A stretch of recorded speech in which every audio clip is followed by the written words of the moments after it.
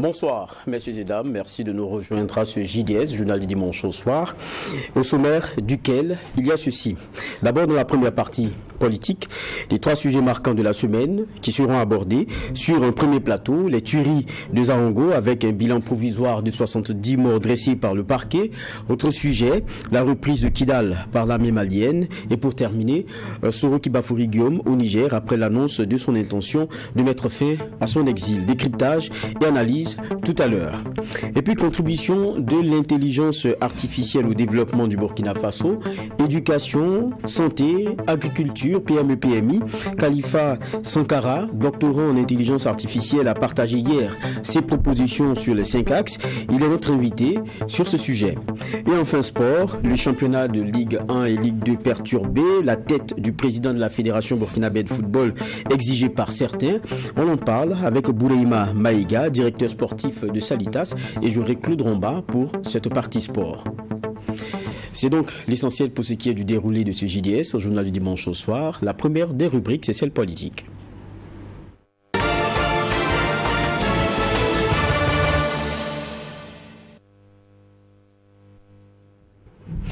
Trois sujets à aborder dans cette partie politique et je m'en vais vous présenter d'abord ceux qui vont composer ce plateau. Il y a avec moi Dr Lope Payenne, il est sociopolitologue, enseignant-chercheur au CNRST. Bonsoir, docteur. Bonsoir. Et nous sommes aussi avec Amadé Adama Sigiré, écrivain, coordonnateur du RISA, Rassemblement des intelligences pour la souveraineté de l'Afrique. Bonsoir. Bonsoir, Vaha, c'est moi qui suis content d'être là. Et Boureima Nyoumou va nous rejoindre tout à l'heure.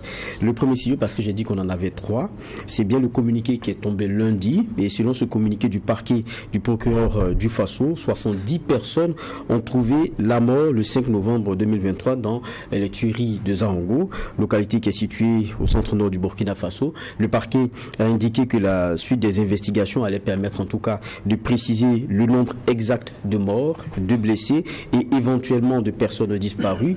Avant, il faut dire que le bruit courait déjà sur la toile, avec des chiffres donnés, contradictoires évidemment. Et dans un communiqué, il faut le rappeler, le dimanche 12 novembre, l'Union européenne appelait déjà les autorités de transition à faire toute la lumière sur les circonstances de cette tuerie afin d'en déterminer les responsabilités. C'est donc le premier sujet qu'on a donc décidé d'aborder à ce JDS, journal du dimanche au soir. Les deux autres, on les a déjà partagés. Donc on va donc step by step. Je vous avais présenté Lope Payenne, Adama Sigiré. J'ai dit que Boureima Nyoumou allait nous rejoindre. Il est là avec nous. Bonsoir Boureima Nyoumou. Bonsoir Vaha. Je rappelle que vous êtes membre du PPS, Parti panafricain pour le salut, ancien député et maire de Houndé. Déjà, je le disais, on avait plus ou moins la nouvelle qui était partagée sur les réseaux sociaux. Ça a été confirmé au moins par une voix officielle, notamment avec le communiqué du parquet. Vous, comment vous avez accueilli cela lundi quand vous l'avez appris? Je vais commencer sur toute étape par Adama Amadé Sigiré. Merci beaucoup, Vaha. Merci. J'ai appris effectivement la très mauvaise nouvelle, ce qui s'est passé je crois que c'est à Zoanga. Je crois que c'est comme ça qu'on appelle le village. Avant tout, je voudrais présenter vraiment mes condoléances, voilà, pour la mémoire de ces disparus. C'est vraiment triste, mais c'est aussi les inconvénients de la guerre, voilà, les conséquences d'une guerre dans laquelle nous sommes pendant pratiquement 8 ans et nous nous battons bien pour vraiment mettre fin à cette guerre-là. Moi, effectivement, j'ai appris ça d'abord sur les réseaux sociaux et je suis allé à la recherche des informations. J'avoue que beaucoup de personnes m'ont envoyé des vocaux, des messages pour vraiment dire ce qui s'est passé là-bas et même, je crois même avoir appelé un ami dans la zone pour chercher à mieux comprendre. Mais pour être sincère, Vaha, je suis perdu. J'ai lu aussi le communiqué du procureur, je crois, de Kaya. Et voilà, j'ai lu aussi ce communiqué.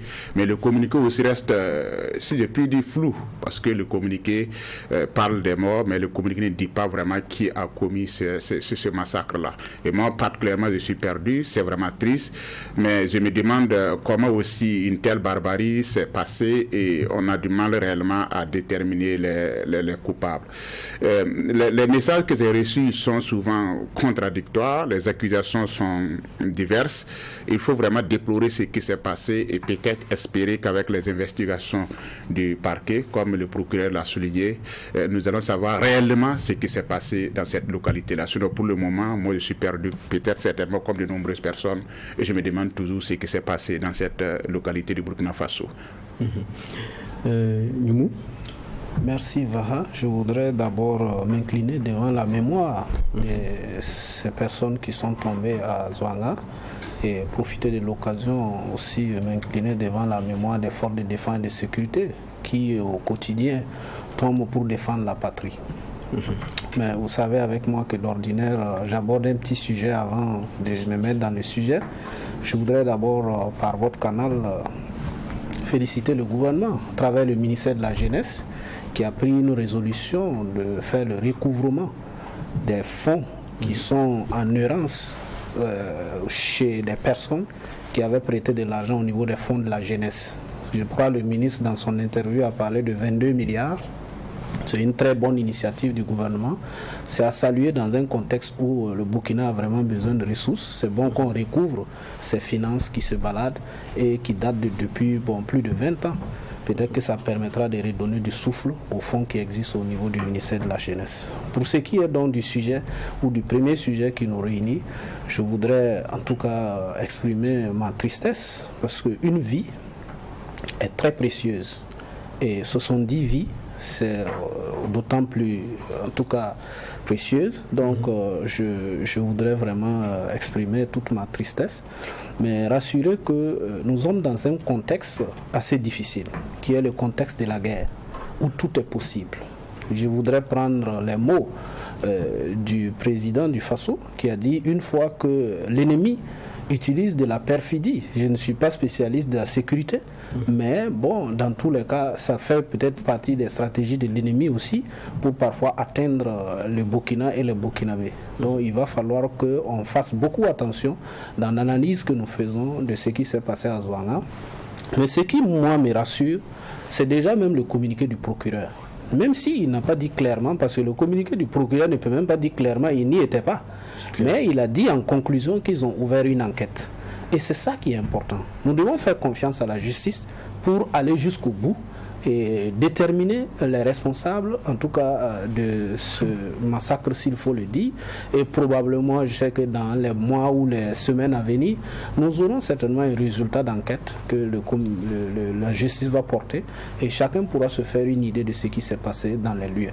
Mais ce qu'il faut retenir, c'est que nous sommes dans un contexte de guerre. Il va falloir qu'on fasse très très très attention dans ce que nous allons en tout cas dire comme affirmation, quoi.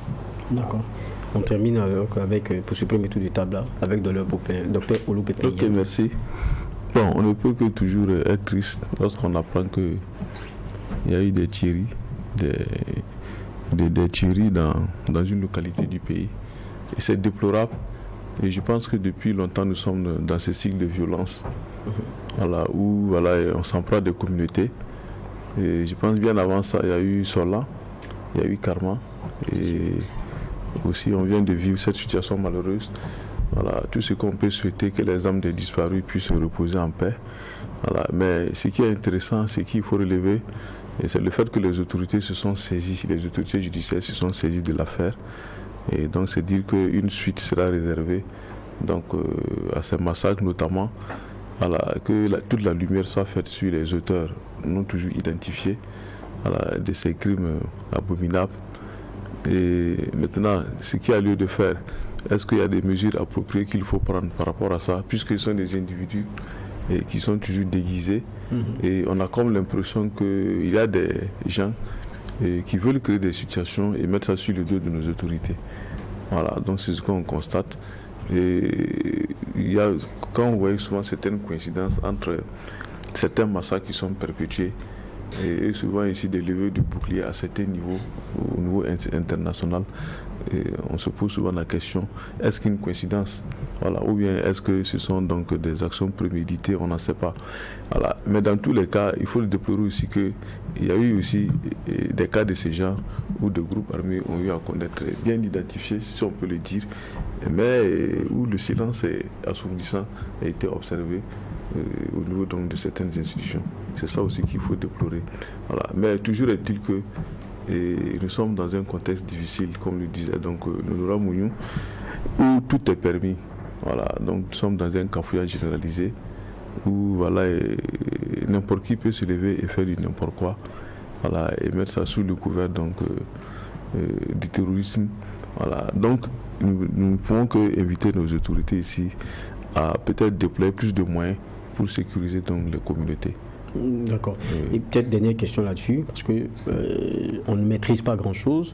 Je l'ai dit, même avant qu'il y ait la voix officielle, notamment le communiqué de lundi, il y avait beaucoup d'informations qui fusaient un peu de toutes parts. On ne savait pas ce qui était vrai, ce qui était faux. Certains me se demandaient est-ce que le drame vraiment a eu lieu. Mais derrière aussi, on est plusieurs jours après. Le procureur le dit de façon claire, le 5. En tout cas, il est rapporté d'abord le 7 qu'il y a eu un drame. Le 5 et le 11. Il y a une mission. Et il parle un peu des difficultés même pour accéder au lieu, parce que bon, il fallait faire du déminage et tout. Mais beaucoup aussi se sont posé une question, mais depuis, pourquoi est-ce qu'on n'a pas un genre de communication, au moins ne serait-ce que de l'exécutif là-dessus? Est-ce que c'est un silence que vous trouvez peut-être plaisant? Est-ce que pour vous, c'est beaucoup de prudence et ça pourrait s'expliquer? Quelle lecture vous en faites? Moi, je vais commencer par le mot. Merci Vaha, mais vous savez que nous vivons aujourd'hui dans un contexte où nous sommes passés d'un stade à un autre. Aujourd'hui, la parole de l'autorité fait foi. C'est la raison pour laquelle l'autorité a le devoir de prendre tout le temps nécessaire avant de dire un mot. Il y a eu une époque où les gens n'avaient pas besoin de la parole de l'autorité. Les réseaux sociaux faisaient foi. Mais on est passé de cette période à la période aujourd'hui où la parole de l'autorité fait foi. Mais si l'autorité se précipite pour se prononcer sur un sujet qui est très ambigu, et aujourd'hui même pour accéder au village où il y a eu lieu le drame, c'est toute une difficulté, je dirais militaire, c'est un parcours plus que de combattants. Si l'autorité se prononce, ça devient un peu compliqué. C'est la raison pour laquelle nous, on peut leur accorder peut-être le temps nécessaire d'avoir tous les tenants et les aboutissants concernant ce qui s'est passé à Zwanga avant de se prononcer. Mais il serait quand même bien, après le communiqué du procureur, que l'exécutif se prononce, ne serait-ce que encourager les familles éplorées et présenter les condoléances à la nation, peut-être à la limite. Mais pour une autorité, il ne faut pas aussi faire des paroles creuses. Voilà, il faut être poignant, à la hauteur peut-être de la confiance qu'on a de la parole de l'autorité aujourd'hui. Donc c'est la raison pour laquelle moi je me dis le silence serait donc certainement lié au fait que l'autorité se prépare pour sortir quelque chose d'assez conséquent. D'accord.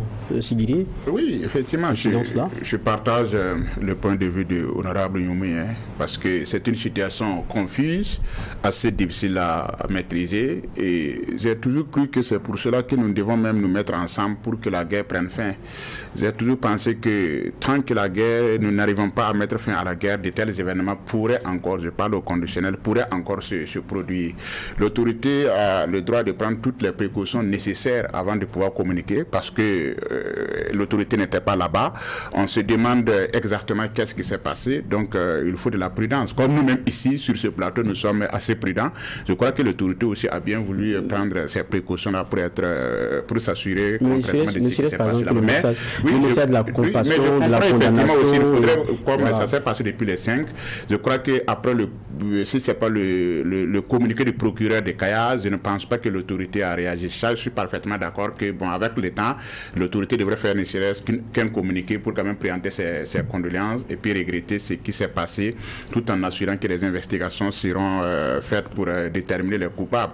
Mais ce qui me désole aussi dans ça, c'est la réaction aussi de la communauté dite internationale à travers ces communiqués que j'ai lus. L'Union européenne, surtout le dimanche. Voilà, depuis le dimanche. Moi, j'ai l'impression que c'est comme si on choisissait de présenter des condoléances pour tel décès et que pour tel décès, décès, on ne présente pas des condoléances. Moi, c'est ce que aussi je ne comprends pas, parce que aussi plusieurs fois nos soldats sont tombés, mais je n'ai pas vu de communiqué de cette Union européenne-là, ne serait-ce que pour présenter ses condoléances pour les morts de nos soldats. Et cette fois-ci, dès qu'il y a eu ce massacre, pendant que ici même au Burkina Faso, on cherche à déterminer les causes, j'ai l'impression que l'Union européenne avait déjà les causes, savait déjà qui même a commis ce massacre-là. Et bon, l'Union européenne fait sortir un communiqué pour condamner et puis même donner même une injonction à l'État de tout faire pour dire qui a commis ces crimes-là là-bas. C'est ce deux poids, deux mesures là aussi que moi je n'arrive pas à comprendre dans les relations internationales. Il y a peut-être des vies qui valent des vies et des vies qui ne valent pas des vies. Quand on présente la situation comme ça, j'avoue que c'est regrettable et c'est triste. Et peut-être cela aussi doit interpeller les consciences des Burkinabés pour que nous essayons vraiment de mettre fin à cette guerre-là, pour que de tels communiqués même de l'Union européenne même ne viennent pas encore créer et augmenter encore notre douleur pendant que nous sommes dans une épreuve très douloureuse. D'accord. Docteur Loupépin, sur en tout cas ce que certains interprètent comme un silence un peu pesant. Bon, effectivement, on peut constater jusqu'ici un silence. Voilà. Maintenant, qu'est-ce qu'il peut expliquer cela? Pour moi, avant que l'autorité ne se prononce quand même, il va falloir que les autorités aient quand même des éléments assez clairs, voilà, et pour pouvoir se prononcer. Et alors que l'affaire est entourée d'un flou jusqu'ici, où les auteurs jusqu'ici n'ont pas pu être identifiés. Voilà. Et en plus de ça, dès lors que l'autorité judiciaire entre en jeu, bon, je ne sais pas ce que l'exécutif peut dire, et en dehors donc des conclusions que l'autorité judiciaire viendrait donc à tirer. Donc moi je me dis que le rôle premier qui doit être, celui qui doit jouer le premier rôle, c'est l'autorité judiciaire, clarifier la situation, et en ce moment ça permettra donc à l'exécutif donc de se prononcer. Maintenant, et peut-être ce que les uns et les autres attendent, et c'est peut-être un communiqué et de la part de l'exécutif, voilà, pour regretter donc ce qui s'est passé, voilà, et compatir donc avec les victimes donc de ce massacre. Bon, on ne va pas demander qu'il y ait une journée de deuil, voilà, non, c'est pas ce qu'on souhaite, mais quand même un communiqué allant dans le sens donc de la compassion, voilà, et du regret de ce qui s'est passé. Voilà. Mais le silence tel qu'il est aujourd'hui, bon, quelque part, les détracteurs peuvent interpréter ça comme une insouciance, voilà, ou peut-être que les autorités veulent minimiser l'affaire, alors que non, il ne s'agit pas de là. Je ne pense pas que ce soit les soucis, puisque tout le monde est engagé donc, dans le combat pour le retour de la paix. Voilà. Donc, pour moi, un communiqué quand même pour compatir par rapport à ces événements serait donc le bienvenu. D'accord. Dans tous les cas, il y a eu déjà ce communiqué de lundi qui nous a, en tout cas, de façon officielle informé de ce qui s'y passait. Il y a une enquête qui est ouverte. C'est la pression qui a été donnée et donc on attend de voir la suite de tout cela et c'est encore un drame qu'on regrette évidemment parce qu'on parle de plus de 70 morts et on parle de femmes, on parle d'enfants, on parle des enfants, des personnes âgées. Donc ça c'est des éléments qui parlent. C'est-à-dire des gens sans défense pratiquement. Sans défense. C'est regrettable. Évidemment. C'est très regrettable. On avait dit 3 sujets pour ce qui est de cette première partie et ce plateau-là. Le deuxième, c'est ce qui est arrivé aussi la semaine, c'est l'armée malienne qui a pu reprendre Kidal. Amadou Sigiri, il l'affirmait, il l'annonçait ici tout le temps. Kidal sera pris, ne vous inquiétez pas. Bon, cette semaine, c'est vraiment tombé. Et donc, Kidal qui est revenu aux mains de l'armée malienne. Et parce qu'on avait tous suivi ce convoi-là qui a décidé d'évoluer, parce qu'il sentait que ceux qui avaient été arrêtés avec la MINUSMA pour ce qui est de son retrait n'étaient pas en train d'être respectés. Donc très vite, il y a des colonnes de militaires des FAMA qui a décidé de mettre direction sur Kidal et le symbole est retombé aux mains de l'armée malienne. On a vu les scènes de liesse dans la capitale et puis on sent quelqu'un qui est encore plus heureux, forcément c'est Goïta qui a déjà servi lui-même à Kidal. réactions. Merci beaucoup, Baha, parce que ce sujet m'intéresse beaucoup. Comme vous le savez, j'ai déjà dit sur ce plateau que Kidal va tomber et Kidal est tombé. Moi, je voudrais avant tout rendre un vibrant hommage à l'armée malienne pour ce combat, pour ce sens de sacrifice, et aussi féliciter le colonel Assimi Goïta, président du Mali, qui vraiment a décidé de mener une guerre contre les terroristes. C'est aussi avant tout l'affirmation que l'Afrique peut être souveraine et que nous pouvons nous-mêmes nous développer et prendre notre propre voie. Parce que beaucoup étaient convaincus qu'après le départ de l'armée française et de l'amunissement, le Mali allait tomber même dans une crise profonde. Il y a eu des gens qui ont prévu même l'apocalypse, qui ont dit que le Mali ne pourrait pas s'en sortir parce que c'est l'armée française et l'amunissement qui protégeaient le Mali. La preuve est là. Quand Assimi Goïta est arrivé, il a demandé à l'armée française, qui avait près de 12 000 soldats stationnés au Mali, de partir. Voilà. Et après aussi, il y a la mission des Nations Unies, qu'on a demandé de partir. Et vous avez vu, quand ces deux armées-là sont parties, l'armée malienne a pu prendre Kidal. Donc aujourd'hui, le constat est catégorique. Les forces étrangères qui étaient au Mali étaient en complicité avec les groupes armés terroristes. Et Kidal, contrairement à ce que l'armée française a toujours dit, parlant d'indépendantistes, de comment on les appelle là, des sécessionnistes ou bien c'est quoi, non. Tout le monde sait que Kidal, c'est le bastion des terroristes. C'est une vaste zone. On m'a dit que ça dépasse même la superficie du Burkina Faso, parce qu'il y a la ville de Kidal, mais il y a d'autres villes aussi qui sont rattachées à la grande ville de Kidal. C'est pratiquement leur capitale, et c'est là-bas que tous les chefs terroristes logeaient, se nourrissaient et faisaient pratiquement tout. Et moi, j'avais dit ici que tant qu'on n'arrive pas à prendre Kidal, la lutte contre le terrorisme dans le Sahel sera une difficulté. Il faudrait prendre Kidal, et aujourd'hui, le fait que l'armée malienne a pu récupérer Kidal, c'est une grande fierté. Nous devrons célébrer la bravoure de l'armée malienne, les féliciter, les honorer et leur rendre hommage, parce que la prise de Kidal va permettre vraiment de combattre le terrorisme au Mali, au Niger et au Burkina Faso. Donc c'est une grande fierté et on attendait cela, et cela prouve encore que nous les Africains, nous devons les assumer, parce que nous avons tous les atouts, nous avons tous les avantages pour être nous-mêmes. C'est parce que nous nous laissons balloter par ces pays impérialistes là, qui disent qu'ils sont là pour nous protéger, et qui en réalité, quand on regarde, ces pays ne nous protègent pas. L'amunissement et l'armée française ont fait combien d'années au Mali? Pratiquement près de 10 ans.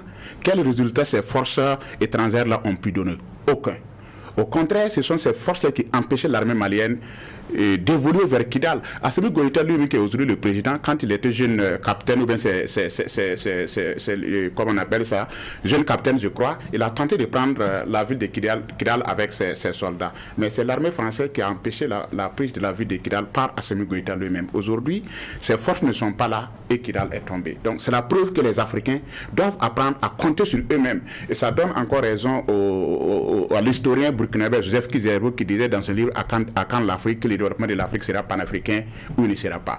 Moi, j'ajoute en disant que la libération de l'Afrique sera panafricaine ou elle ne sera pas. Il nous appartient de nous libérer. Aucune force étrangère venue de la France, de l'Angleterre ou bien je ne sais pas de l'Amérique ne viendrait nous libérer ici. Et le Mali donne l'exemple, et cela doit pousser nous les Burkinabés à emprunter, à emboîter le pas des Maliens. Cela doit pousser les Nigériens aussi à emboîter le pas des Maliens, et nous devons nous unir dans l'alliance des États du Sahel, parce que nous pouvons vaincre si nous sommes réellement déterminés. L'armée malienne a prouvé par la prise de Kidal qu'avec la détermination, le sens du sacrifice et de l'armement, on peut faire de grandes choses. Franchement, pour moi, c'est une grande fierté. Et comme je l'avais dit ici, je suis très, très content aujourd'hui d'être burkinabé, d'être dans cette alliance des États du Sahel. Et je suis sûr qu'en 2024, ça sera pratiquement la fin du terrorisme dans le Sahel. En 2024, d'ici la fin de 2024, on ne parlerait plus de terrorisme ici. Nous allons entamer des projets de développement structurels. C'est en tout cas le souhait de tous. Mais on reste dans l'analyse déjà sur le factuel là. Cette semaine, ce qui est arrivé à Kidal, Dr Lopé-Payenne, c'est vrai que tout à l'heure, il a parlé de la France, il a parlé de la MINUSMA, mais il faut dire que la décision de Bamako de monter sur Kidal, ça vient d'abord aussi du fait que la MINUSMA, dans le plan de retrait concerté, a décidé de faire autre chose. Est-ce que ça ne pose pas beaucoup de questions? Oui, bien sûr. Ça pose beaucoup de questions, puisque les accords établis pour le retrait de la MINUSMA n'ont pas été respectés par la MINUSMA. Donc il y a eu des retraits précipités avant même les délais impartis, et lesquels retraits devraient permettre à l'armée malienne d'occuper donc les camps où étaient déjà abrités les forces donc, de la MINUSMA. Voilà. Donc du coup, Et on voit ici que quand même la MINUSMA a joué un jeu assez trouble, voilà, qui consistait ici à profiter même au groupe armé sécessionniste qu'à l'armée malienne. Donc déjà, ça crée ici des suspicions, d'énormes suspicions, voilà, quant à leur volonté réellement de lutter contre le terrorisme au Mali. Mais auparavant, je voulais revenir un peu sur un aspect qui est très important. Allez-y. Lorsque les militaires sont arrivés, mais qu'est-ce qu'on n'a pas entendu? Les afro-pessimistes. Oui, les militaires là, c'est pas la peine, ce sont des populistes. Il y en a qui ont parlé de populisme identitaire, des gens qui ont échoué sur le terrain. Ils viennent faire des coups d'État pour prendre le pouvoir et jouir des délices du pouvoir. Ils ont échoué, ils n'ont même pas pu faire quelque chose sur le terrain. Mais aujourd'hui, ces mêmes-là ont prouvé que la guerre, comme le disait Clausewitz, n'est que la continuité de la politique par d'autres moyens. Donc du coup, il leur a fallu prendre les leviers du pouvoir, tenir tous les leviers du pouvoir pour définir une politique de sécurité et qui devrait leur permettre donc d'atteindre leurs objectifs. Parce que la politique dans laquelle ces militaires la combattaient ne leur permettait pas d'atteindre l'objectif. Donc ils sont venus conquérir le pouvoir, définir leur stratégie pour maintenant conquérir Kidal, qui était un de leurs objectifs. Et en plus de cela, ce qui convient donc, ce qui est intéressant de noter, c'est qu'il a fallu que ces militaires-là brisent le système, le carcan dans lequel l'Occident les avait mis. C'est-à-dire qu'on les avait canalisés dans un ordre tel qu'ils ne pouvaient même pas, c'est-à-dire que se mouvoir ou avoir des initiatives pour atteindre ce résultat. C'est-à-dire que... Quand vous parlez de ces freins-là, si j'étais resté dans le chemin occidental, tel que l'Occident avait défini le chemin, on part aux élections, on organise les élections et les militaires doivent quitter, il faut remettre le pouvoir à un civil et ensuite les accords bidons qui étaient là qui permettaient même pas d'acheter des armes. Si les Maliens étaient restés dans ce schéma tracé par l'Occident, ils n'allaient jamais atteindre ces objectifs. Il a fallu qu'ils fassent la rupture, qu'ils brisent le système dans lequel ils étaient pour prendre des initiatives par eux-mêmes et pouvoir maintenant tracer leur voie et atteindre l'objectif qu'ils ont pu atteindre aujourd'hui. Ça, c'est un enseignement qu'il faut tirer. Donc, c'est dire souvent, on nous met dans des schémas qui ne sont rien d'autre que de l'impasse. Des schémas qui ne peuvent pas nous permettre d'atteindre les objectifs que nous voulons atteindre. Et les Maliens viennent de le démontrer.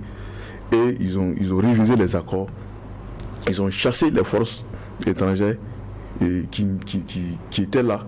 Et malgré leur présence même, c'est en ce moment que le terrorisme même s'est redéployé sur le terrain. Il a fallu rompre avec tout ça, tout l'ordre occidental qui était établi, tout le schéma qu'on leur a imposé pour eux-mêmes tracer leur propre voie et atteindre leurs objectifs. C'est pour dire ce qu'on peut tirer comme leçon de ça.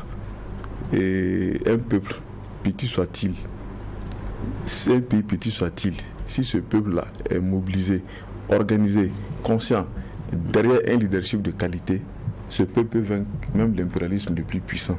Et les Maliens viennent de nous démontrer. Et ça, ce sont des enseignements, c'est-à-dire qu'il faut tirer. Et aujourd'hui, la conquête de Kidal doit aujourd'hui nous inspirer. Voilà, ça doit nous inspirer parce que les Maliens viennent de nous démontrer que la lutte contre l'insécurité, là, nous pouvons gagner cette guerre-là. Et c'est déjà un pas de géant que les Maliens ont accompli en récupérant Kidal pour réaffirmer ici leur souveraineté, pour ici protéger donc tout le Mali, tout le territoire malien, pour donc préserver la souveraineté et l'intégrité du territoire. Donc, du coup, nous sommes aussi les premiers bénéficiaires de cette conquête de Kidal, parce que c'était l'épicentre donc du terrorisme, comme Adama Sigré l'a dit. Et ça va aujourd'hui désorganiser tout le système qui avait été mis en place, voilà, pour agir donc à travers donc la sous-région sahélienne. Et aujourd'hui, nous pensons que une fois que ces forces seront désorganisées, et en ce moment, nous pourrons donc, à partir de là, redéployer nos forces pour pouvoir sécuriser donc nos frontières et pouvoir donc assurer notre intégrité. Donc, c'est pour dire que nous devrons aujourd'hui ici adopter la nécessité de tracer notre propre voie. Et c'est ce que les Maliens nous ont montré. Et tant qu'on va rester dans les schémas qu'on nous a imposés, nous n'allons jamais atteindre nos objectifs. D'accord. C'est la leçon qu'il faut tirer. Vous êtes d'accord que c'est peut-être le changement dans le fond de l'option de la guerre au Mali, y compris avec les partenaires, qui aujourd'hui portent ses fruits? Merci Vaha. Je dirais oui, mais avant, je voudrais d'abord féliciter l'armée malienne à travers leur chef de guerre, le colonel Assimi Goïta. C'est une grande victoire à Kidal, mais c'est en même temps aussi une humiliation pour la communauté internationale avec toutes ces forces de maintien de la paix. Parce qu'après plusieurs années de séjour au Mali, avec Kidal qui était en proie, et aujourd'hui, sans la communauté internationale et la force de maintien de la paix, l'armée malienne prend Kidal. Ça fait en tout cas hésiter beaucoup sur l'ensemble des forces de maintien de la paix qui existent dans le monde et en Afrique particulièrement. Quelle est vraiment leur importance et quel rôle ils jouent vraiment. Donc le Mali constitue quand même une leçon pour tout le monde, pour comprendre que parfois celui qui est censé t'aider peut être à quelque part ton problème. Voilà. Mais ce qui est important qu'il faut retenir, c'est que quand tu tapes dans le mille, les graines sautent. Alors si les graines sautent, il faut bien surveiller où ça va impacter.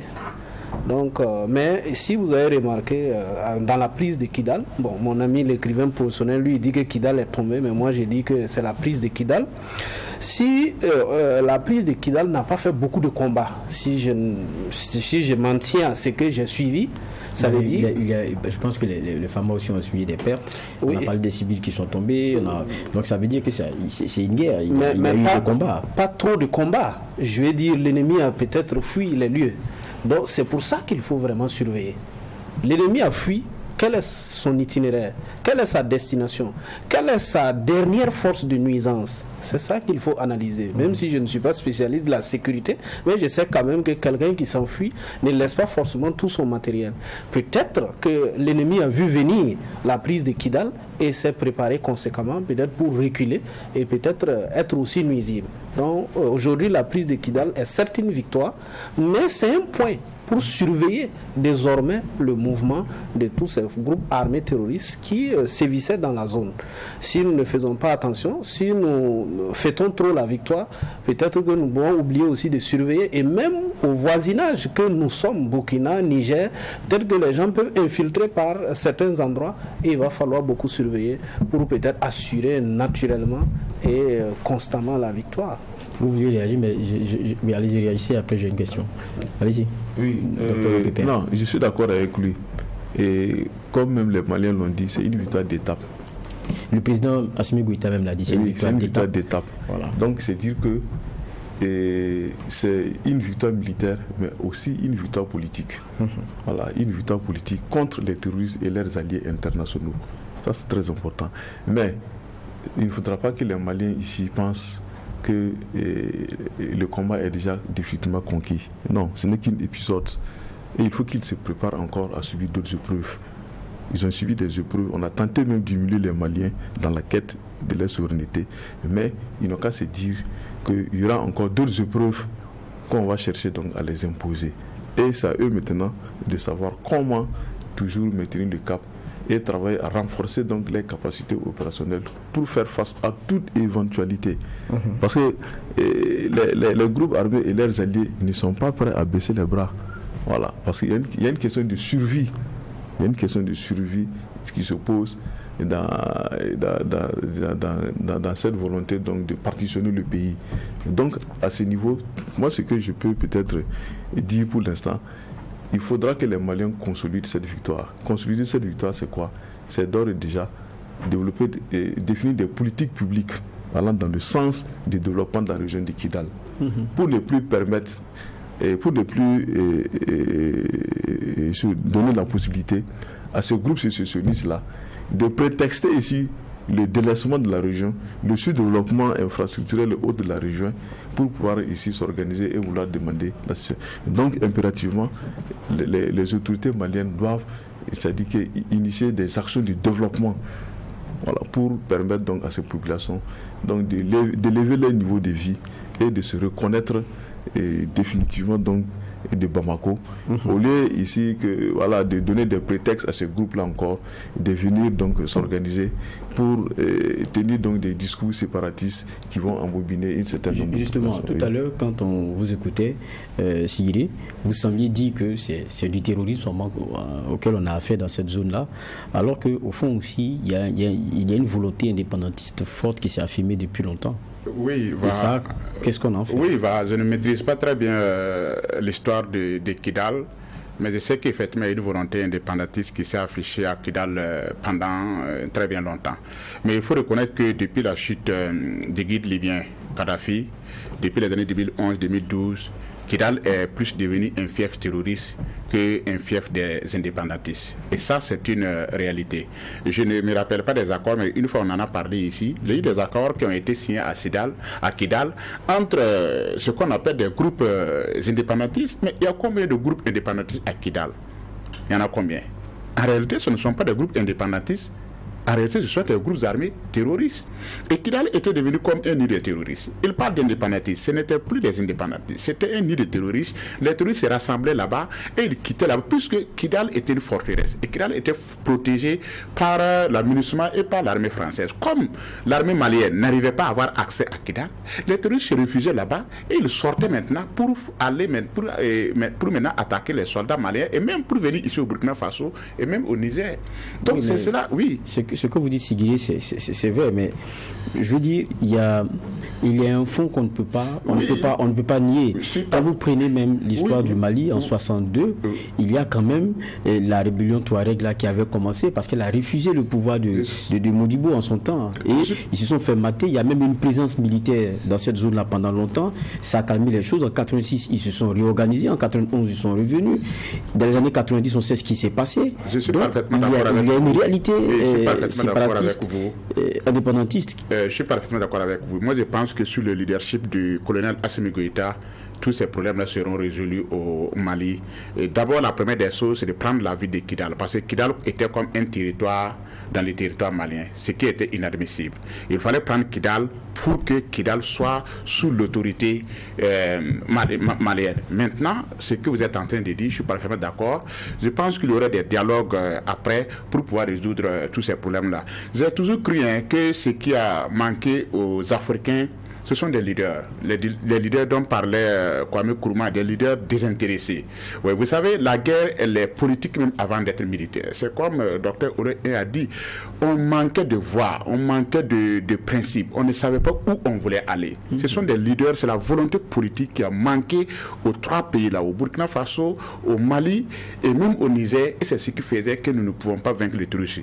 Moi, j'ai souvent dit à des amis qu'on peut venir à bout de ce mal, mais pas avec des présidents qui veulent collaborer avec l'impérialisme, pas avec des présidents qui manquent de courage, qui ne sont pas des panafricanistes, qui n'ont pas le sens de l'honneur et qui ne veulent pas réellement se battre. Aujourd'hui, quand vous voyez ce qui se passe au Mali, Assimi Goïta n'a pas pris son arme pour aller à Kidal. Mais il a donné une directive, comme Dr Oura a dit, il a affiché une volonté, il a fait preuve de sacrifice. Et il a même donné une certaine confiance aux populations maliennes. C'est comme ici aujourd'hui au Burkina Faso. Les gens nous en veulent parce que nous soutenons le capitaine Ibrahim Traoré. Mais quand vous regardez aujourd'hui le Burkinabé, il est fier même d'être Burkinabé et même pour contribuer à l'effort de guerre. Pourquoi cela? C'est le leadership qui est devant. Et dans le livre L'art de la guerre de Nicolas Machiavel, je ne parle pas de l'autre l'art de la guerre de chez Chinois que je n'ai pas lu, Nicolas Machiavel l'a dit. Il dit qu'en période de guerre, le facteur le plus déterminant chez les leaders, ce ne sont pas les soldats. Le facteur le plus déterminant, c'est qui conduit la guerre, qui est devant vous. Parce que la guerre, contrairement à ce que les gens pensent, la guerre c'est une épreuve d'émotion, c'est une épreuve de passion. Quand vous dites au peuple, quand vous dites aux populations que vous allez gagner, et vous faites croire à ces populations-là que ces populations ont toutes les capacités pour gagner, les gens sont galvanisés, déterminés, et le fait que les populations sont galvanisées, ça a un impact sur les soldats qui sont aujourd'hui au front. Aujourd'hui, beaucoup de soldats sont très contents de faire la guerre. Les gens se battent même pour s'enrôler ici au Burkina Faso pour aller être VDP. Mais il y a 3-4 années de cela, ce n'est pas la même chose. Je crois que c'est cette volonté-là, cette volonté politique aussi que Assimi Goïta a su... Bon, je vois Honorable Yumi qui est en train de rire. C'est cette volonté politique que le colonel Assimi Goïta a su insuffler à la population malienne et surtout aux soldats maliens qui sont vraiment déterminés à faire la guerre et qui ont fait preuve de sacrifice pour prendre la vie de Kidal. Pour prendre Kidal, Kidal, en tout cas, il fallait déterminer, ça Voilà. c'est clair, et puis il fallait avoir un chef qui dise qu'il faut faire. Voilà. Mais derrière, c'est ce que j'ai dit. Assimi Goïta a dit c'est une victoire d'étape. Et ça, c'est très profond quand il dit c'est une victoire d'étape. Et il y a d'autres combats encore à mener, comme le disait Dr Lopé hier, parce que la volonté séparatiste, même quand on prend seulement que le cas Touareg, ça ne date pas d'aujourd'hui. Ça, c'est un élément majeur. Parce que gagner la guerre, peut-être ceux qui ont pris les armes pour des questions de terrorisme, et ceux qui sont des Maliens, qui ont foncièrement, pendant longtemps, refusé l'autorité de Bamako, c'est autre chose. Loumou, je pense que vous voulez réagir sur la question. Oui, bon, je vais réagir à mon ami Sigré. Bon, lui, il aime faire le procès des époques, mais bon, dans tous les cas, comme je le disais, la prise de Kidal reste déterminante pour la suite. Mais le plus important, c'est de rester vigilant. Quand on revient sur le point historique, sur les tentatives d'indépendance de la zone, on comprend que ça ne va pas s'arrêter. Il va falloir des mesures fortes pour que probablement ce soit la dernière tentative pour cette fois-ci. Autrement, les gens, comme je l'ai dit, quand on tape dans les mines, les graines s'éparpillent. Là où ça impacte, on ne sait pas. Là où ça va aller se retrouver, on ne sait pas. Donc il faut se préparer en conséquence. Comme c'est de l'habitude de cette zone, de chercher toujours son indépendance, il va falloir être très vigilant, très rigoureux, avec des stratégies pérennes. Autrement, si on baisse la vigilance, parce que j'écoutais certaines personnes qui disent, bon, on a pris Kidal, on va instaurer la police, et puis bon, on va regarder comment rassurer les populations.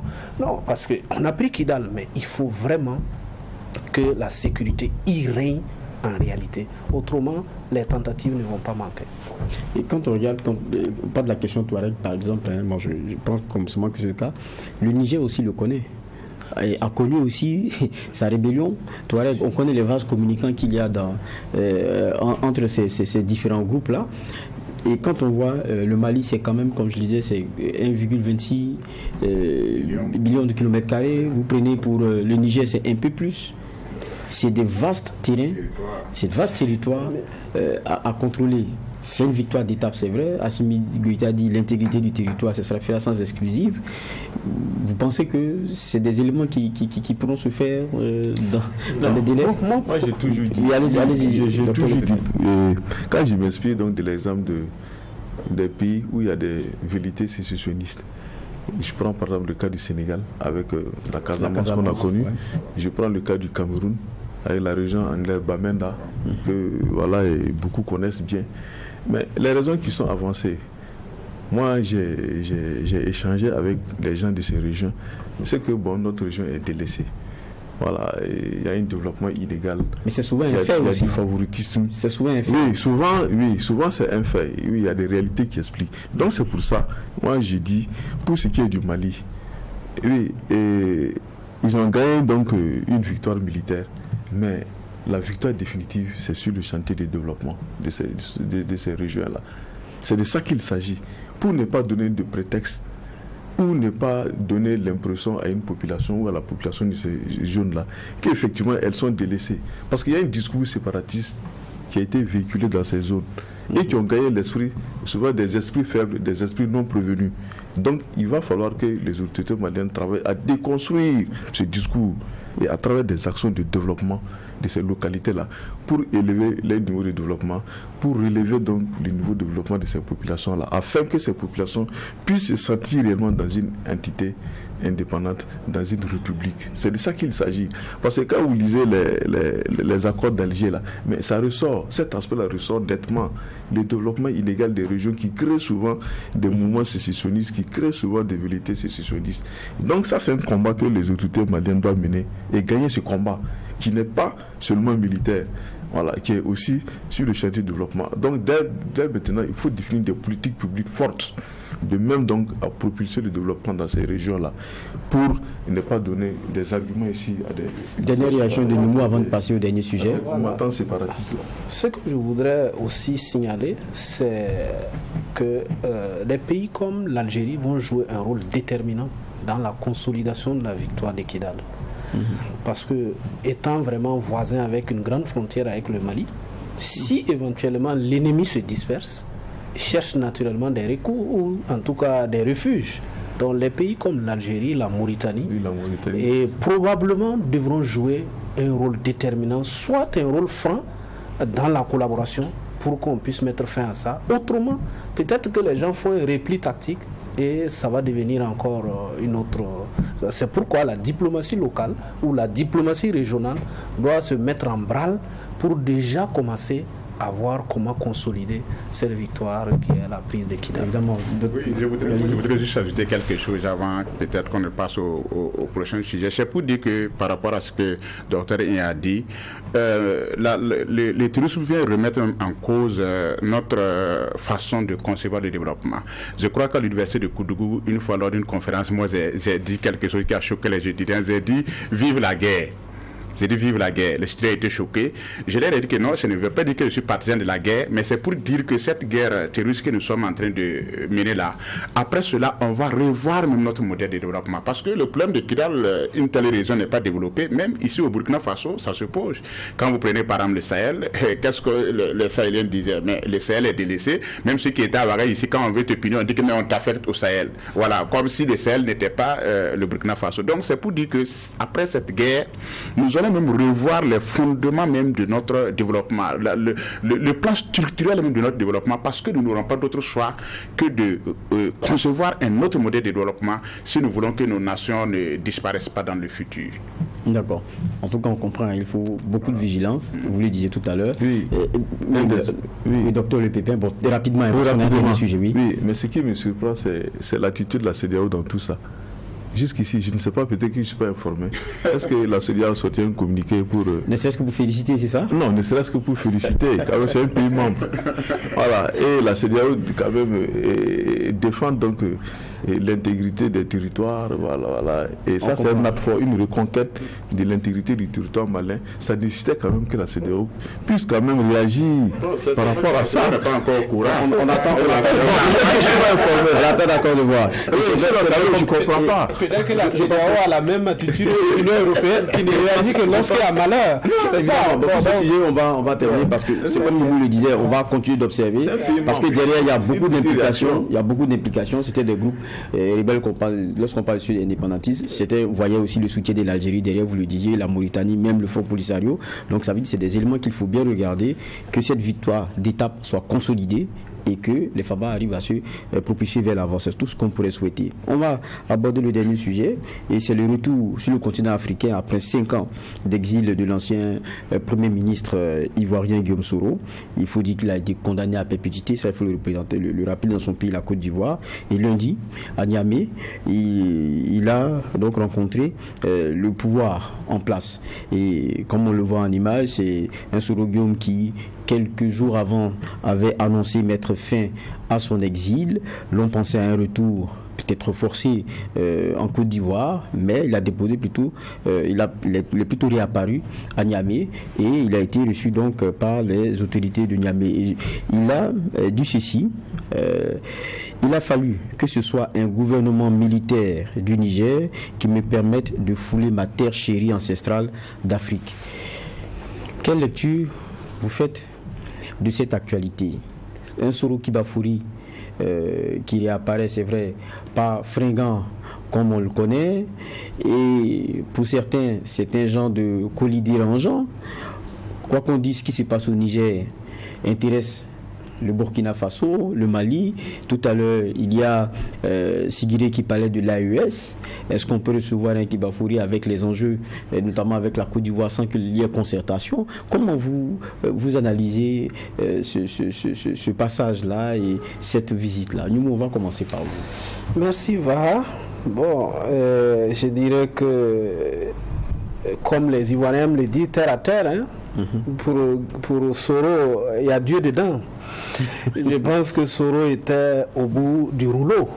Avec, si on s'en tient aux informations sur les réseaux sociaux, avec la tentative d'arrestation à Istanbul, on pourrait dire que Guillaume Soro était au bout du rouleau. Mais les autorités ivoiriennes ont démenti. Hein. Bon, si c'est un démenti, tant mieux. Mais pour moi, aujourd'hui, il bénéficie d'un vent dans le Sahel qui est favorable à lui. autrement, il ne se retrouverait pas, disons, au Niger. Quand moi j'ai vu la vidéo, je m'attendais à un Guillaume Soro qui débarque à l'aéroport Félix Houphouët-Boigny, quitte à ce qu'on vienne m'arrêter. Bon, à ma grande surprise, le lendemain, on dit qu'il dépose ses valises à Niamey. Mais ce qui est certain, en introduction, Vaha, tu as bien voulu dire que Guillaume Soro ne peut pas se retrouver au Niger sans un minimum de concertation.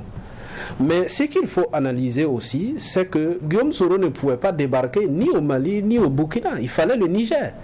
Parce que c'est clair que c'est au Niger qu'il pourrait déposer ses valises. Vous avez suivi avec moi. Au Burkina, il y a un problème. Au Mali, il y a un problème. Je vous explique ma vision des choses. Allons-y. Au Mali, il y a eu un bras de fer entre Alassane et Goïta. Donc, il y a eu un bras de fer pendant longtemps sur les 49 soldats. Et du coup, les gens penseraient donc immédiatement d'un séjour de Soro à Bamako, comme si, écoute, Goïta aussi brandit quelque chose pour menacer le vieux. Alors au Burkina, si vous avez suivi avec moi, les 3 mois passés, on a toujours annoncé, les réseaux sociaux, si on s'en tient à ces commérages en tout cas, oui, la tentative de déstabilisation risque de venir de la Côte d'Ivoire, on entend même des audios, les militaires sont passés ici, c'est là. Bon, donc quand il y a tout ce tohu-bohi, on ne peut envoyer quelqu'un comme Soro qu'après concertation à Niamey. Bon, surtout encore mieux. Mais Alassane était le président le plus excité sur, disons, l'attaque de la CEDEAO. L'intervention militaire. Voilà, l'intervention militaire à Niamey. Donc, pour moi, c'est aussi l'occasion pour Tchani et son équipe de dire, tu voulais intervenir chez nous, nous, on prend le colis que toi, tu ne veux pas, qu'ils vivent carrément. Parce que, comme je le disais, il était au bout du rouleau. Donc, Alassane avait pratiquement cerné Soro. Donc, on le prend pour le sauver. Mais pour le sauver, c'est pas forcément lui, Soro, qu'on va sauver. C'est aussi avoir quelque chose qu'on peut brandir à tout moment à Alassane. Bon, si tu nous menaces, nous aussi, on peut te menacer. Parce que tout le monde sait que Soro, contrairement à ce que les gens veulent faire passer, on veut toujours le présenter comme l'ancien Premier ministre, l'ancien président de l'Assemblée. Mais Soro demeure et reste le visage de la rébellion de la Côte d'Ivoire. Et tout le monde connaît son engagement. Donc, rien ne nous dit qu'il ne pourrait pas, en tout cas, se mettre dans des velléités de ce genre. Donc, est-ce que Niamey pourrait accepter que ça commence sur son sol? Non, ce type de velléité? Niamey ne pourrait pas accepter, mais quand même, Soro étant à Niamey, quand même, ça permet à Niamey de se protéger face aussi aux excitations de Alassane Ouattara. Parce que lui, il avait été le président qui s'est prononcé clairement et avec insistance sur l'intervention militaire sur le Niger. Donc aujourd'hui, les autorités de Niamey aussi tiennent quelque chose qu'ils peuvent brandir à tout moment. Et Soro lui-même, il a des raisons à partir de Niamey aussi de bander les muscles. Parce que, comme il le dit, il chérit bien sa terre. Mais bon, je ne m'attendais pas à ce qu'il soit à Niamey, il devait être à Abidjan. D'accord, docteur Le Pépin. L'actualité Soro, dans tout ce marketing communicationnel, c'est bien Soro qui en tire le plus gros du bénéfice. Ou bien pour vous, c'est du gagnant-gagnant, comme disait un peu tout à l'heure Nyoumou. C'est une option aussi pour Niamey. D'abord même, je parlerai même de l'homme Soro. Et donc, qui s'est donc jeté dans une aventure politique. Et je pense qu'aujourd'hui, donc, il est donc à un stade de la désillusion politique, si on peut le dire ainsi. Parce que l'homme, en tout cas, quand il était étudiant, il s'est montré ici comme un homme de gauche. Okay. Oui. Le premier contact de Soro au Burkina Faso, c'est le mouvement étudiant. C'est l'UGEP qui était dirigé par Séni Kwanda, le professeur Séni Kwanda.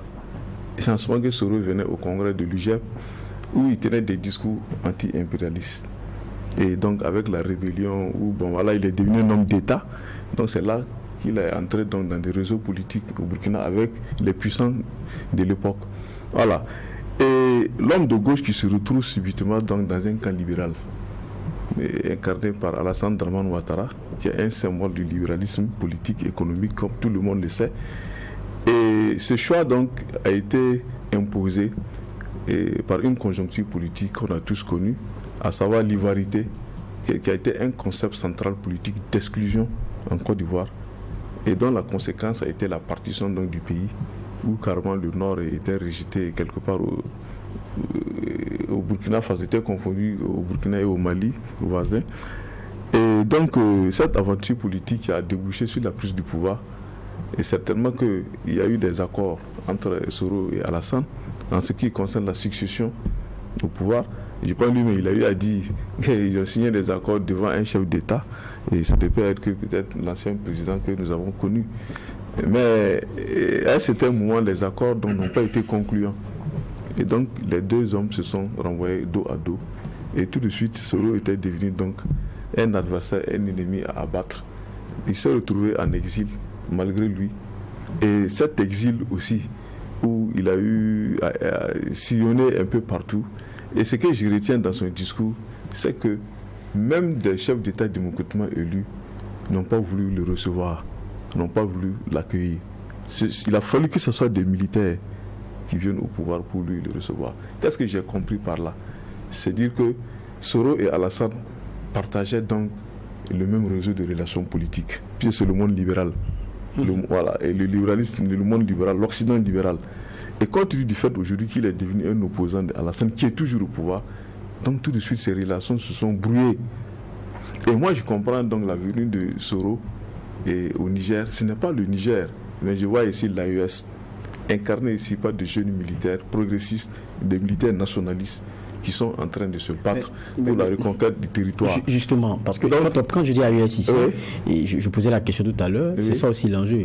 Soro au Niger, tout le monde est en train de regarder. Il y avait même à un moment donné à Ouaga où les gens disaient, bon, Soro, il est transité par ici, ou bien il peut avoir même comme destination le Burkina Faso. Ça sera dérangeant. C'est un colis dérangeant. Oui, mais bien sûr, bien sûr. Et aujourd'hui, la venue de Soro au Niger, comment je comprends ça? Soro aujourd'hui est obligé donc de renouveler ses alliances politiques. Il est obligé de renouveler ses alliances politiques parce que le monde libéral dans lequel il était là, il s'est retrouvé dans une impasse. Si personne ne veut le recevoir, les autres chefs d'État le recevoir, mais c'est qu'ils sont restés fidèles à Alassane. Donc il a besoin de renouveler ses alliances politiques. Renouveler ses alliances politiques aujourd'hui ne peut plus se faire dans le monde politique dans lequel il était. Donc il est obligé de se sortir de ce monde pour aller dans un autre monde qui peut lui être favorable. Et le monde aujourd'hui qui lui est favorable, c'est ce front uni anti-impérialiste aujourd'hui qui se structure à travers l'AES, incarné par des chefs d'État nationalistes qui sont en train de se battre et qui sont aujourd'hui mal vus. Votre point est très long, mais que peut apporter Soro dans ce combat actuel? Vous parliez de ses convictions anti-impérialistes dans une vie fessiste, et puis dans l'exercice du pouvoir très libéral, comme vous le disiez tout à l'heure, avec les connexions que vous connaissez. Qu'est-ce qu'il va apporter à cette AES? Moi, je trouve qu'il s'est fourvoyé et dévoyé en allant vers le monde libéral, mais on comprend, parce que c'est la conjoncture du moment qui a imposé ce choix. Maintenant, on attend de voir comment ces héros va se redéployer dans la nouvelle alliance politique qui vient de tisser. On attend de voir. Moi, je ne peux rien prédire. Mais dans tous les cas, il a besoin de renouveler donc ces alliances. Oui, merci beaucoup, Waha. Le cas Soro, je trouve que c'est un problème vraiment assez complexe. Et Soro est devenu un enjeu diplomatique, alors que moi, je ne maîtrise pas trop la diplomatie. Tout ce que je retiens est que d'abord, le cas Soro, pour moi, est une leçon de morale. Pour dire que dans la vie, il ne faut pas s'affirmer, il faut se construire. Soro a eu le malheur de croire que la vie c'est l'affirmation. La vie ce n'est pas de l'affirmation, la vie c'est de la construction. Il faut poser quelque chose de façon concrète pour arriver. On ne se lève pas un matin, on tape sur la table, on dit moi je suis devenu un grand, moi il faut que je sois président. Ça ne marche pas comme ça. Soro doit donner une leçon de morale à beaucoup de zones, à beaucoup de jeunes gens au Burkina Faso et même en Côte d'Ivoire qui pensent que pour arriver, il faut forcément abattre l'autre pour arriver. Alors que non. Et la vie, ce n'est pas un tabouret. Quelqu'un n'est pas assis à votre place. Il a de la place pour tout le monde. Vous pouvez aussi avoir votre place. Soro, comme j'ai dit, il est dans la désillusion politique, comme Dr. Ien a dit. Et moi, vraiment, j'ai peur de Soro. J'ai très peur de Soro. Je le dis franchement. Et sa présence, pour moi, dans l'AES, dans l'Alliance des États du Sahel, franchement, ça ne me rassure pas. C'est l'Afrique, comme il a dit, c'est sa terre, mais Soro est rattrapé par ce que nous on appelle en philosophie la justice immanente. La justice immanente, c'est quoi? C'est-à-dire que si vous faites le mal, tôt ou tard, le mal, il vous rattrape. Si vous faites le bien, d'une manière ou d'une autre, le bien, il vous rattrape. Soro a été construit par Alassane Dramane Ouattara. Il n'est qu'un pur produit d'Alassane Dramane Ouattara. Qu'Alassane soit bon ou mauvais. Non, oui, Soro était un étudiant. Non, je termine. Bon, on va pas tirer là-dessus. Voilà, on va pas tirer. On a eu 50 affaires. Voilà, de toute façon, Soro était un étudiant. Soro était un étudiant qui était à l'université, qui n'avait même pas fini son premier cycle et qui a été coopté par Alassane pour la rébellion. Après cela, il a été ministre de la communication, il a été premier ministre de l'Assemblée nationale. C'est pour dire qu'aujourd'hui, il se trouve dans cette situation-là. Soro se trouve dans cette situation parce que Soro a cru réellement qu'il peut se défaire de son mentor pour être quelqu'un. Comme au Burkina Faso, ici, on a vu des cas qui ressemblent pratiquement au cas Soro. Donc, c'est pour dire qu'aujourd'hui, sa présence au Niger, diplomatiquement, ça pourrait arranger le Niger. Parce que, comme Honorable Aïe a dit, il y a un contentieux entre le Niger et la Côte d'Ivoire. Et le Niger en ayant Soro là-bas, vu ce que, départ le ce qu'Alassane a fait. Voilà. Mais concrètement, est-ce que, comme vous dites, ça donne concrètement on comprend en tout cas vos réticences. Vous êtes réticent. Voilà, vous êtes réticent. Voilà, vous êtes réticent. Loumou, lui, il essaie de comprendre. Et le docteur Lopépembe, je vais vous donner 30 secondes. Oui, 30 secondes, pas plus. Oui. Non, moi, je ne suis pas tout à fait d'accord avec Didi, c'est un produit Alassane, oui. Sinon, Soro, c'est un pur produit de Laurent Gbagbo. Bon, ça, c'est un autre débat. Oui, maintenant, sa présence au Niger peut être perçue comme un épouvantail que le Niger peut brandir à n'importe quel moment face à Alassane Dramane Ouattara, qui aujourd'hui a manifesté de façon ouverte une hostilité vis-à-vis du Niger. En tant qu'épouvantail, il faut qu'il effraie encore. Ça aussi, c'est notre débat. Non, mais c'est terminé. C'est terminé. C'est tout d'agresser, d'attaquer le Niger. Oui, mais comme il est à Niamey, comme pour l'instant en tout cas, il est dans la zone, je pense qu'on regardera et on expliquera. Chacun ne sait pas. Et sûrement que sur ce plateau du JDS, on pourra venir dans une zone où il peut se mouvoir. Voilà, tranquillement. Merci d'être passé au docteur Lopépé. Je rappelle que vous êtes sociopolitologue, enseignant-chercheur au CNRST. Merci à vous, Bourema Nyoumou, membre du PPS, Parti panafricain pour le salut, ancien député, maire de Houndé. Merci à vous. Merci, Vaha. Adama Amadé Sigiré, écrivain, coordonnateur du RISA, Rassemblement des intelligences pour la souveraineté de l'Afrique. C'est terminé pour ce premier plateau du JDS. Le JDS, il continue avec une autre partie que nous ouvrons, c'est celle société.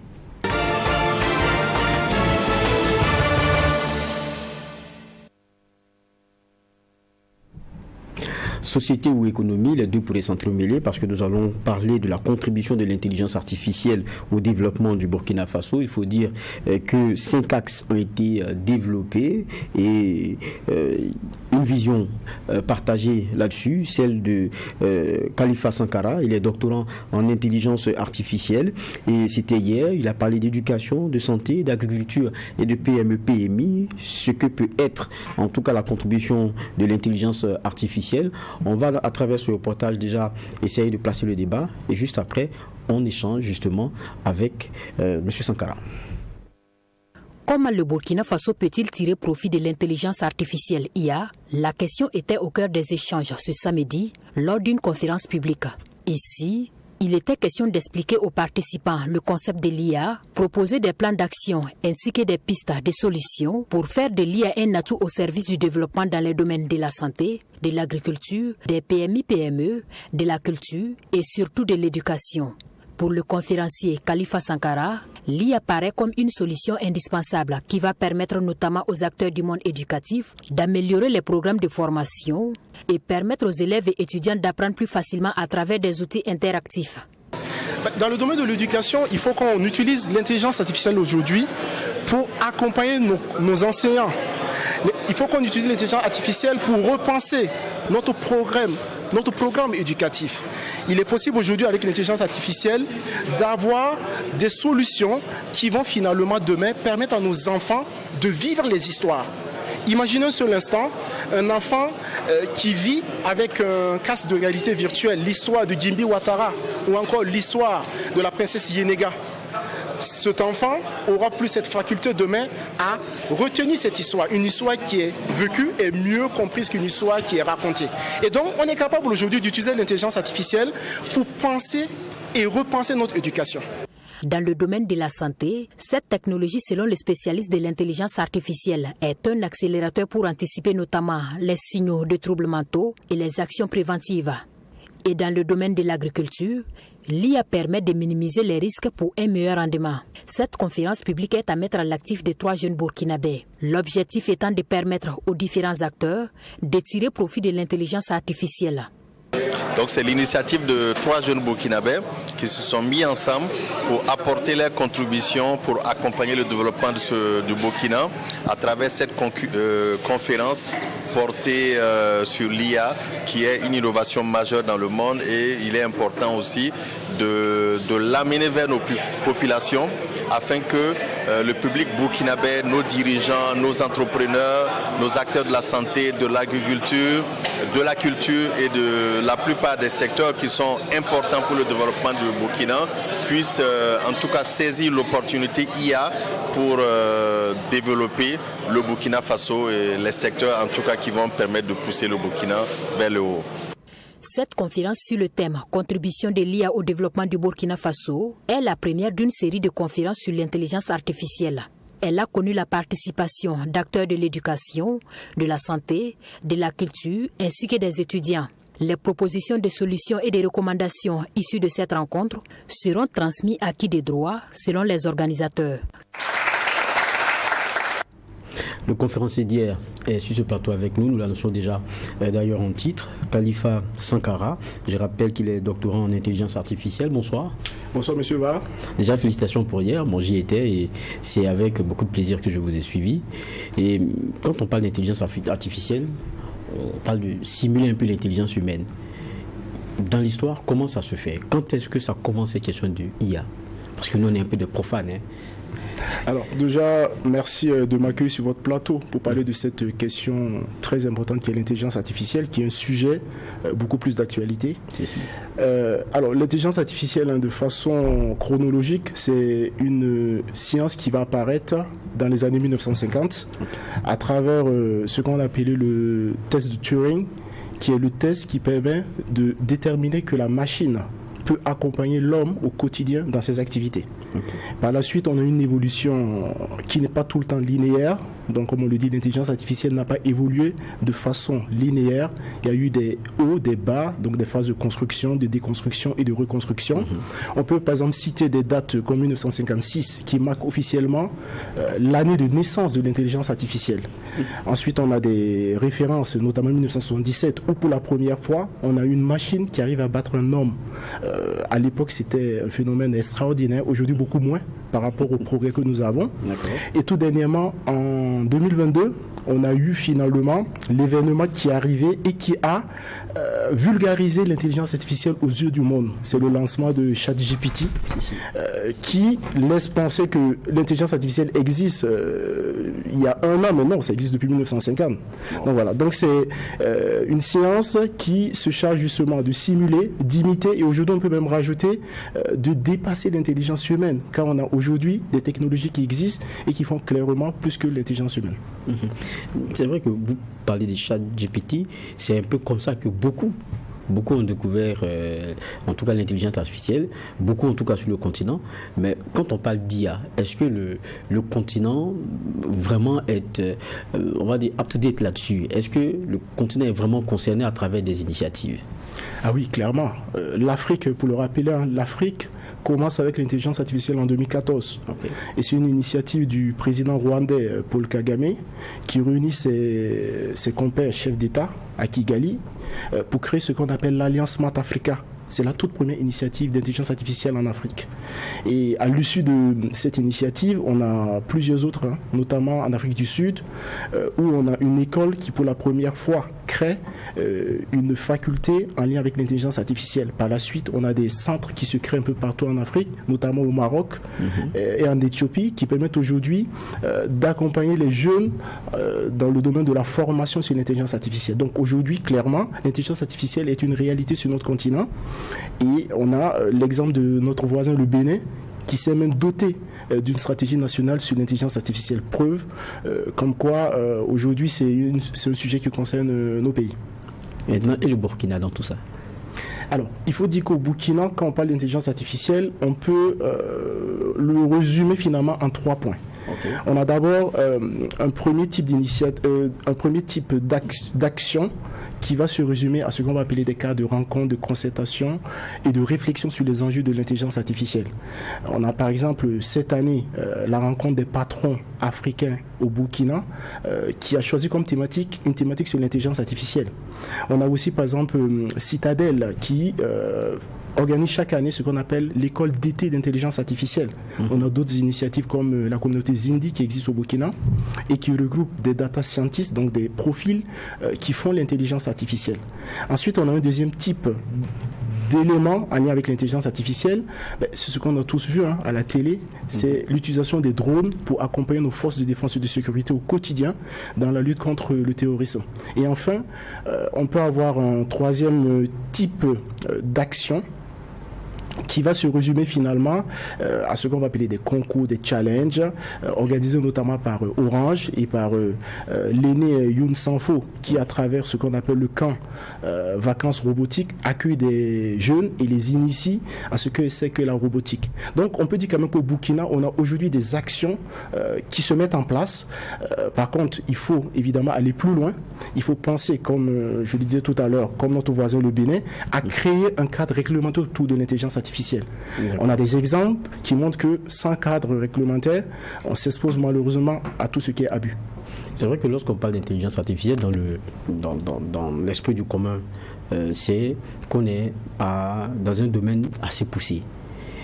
On est dans notre vie de tous les jours, dans l'utilitaire avec son téléphone. Il y en a qui ont des applications qui leur parlent, avec lesquelles ils interagissent. Mais à quel moment on parle d'intelligence artificielle ? Parce qu'on a des applications avec lesquelles on interagit. Bon, on a l'impression que ça, on ne parle pas d'intelligence artificielle. Mais à quel moment est-ce qu'on parle que ça, à ce niveau-là, il s'agit d'une intelligence artificielle ? Alors, à partir du moment où votre application, par exemple, vous accompagne dans votre prise de décision, vous êtes déjà dans l'intelligence artificielle. Okay. On l'a effectivement, vous l'avez dit, dans nos téléphones portables, dans nos smartphones, on a des outils aujourd'hui qui sont de l'intelligence artificielle.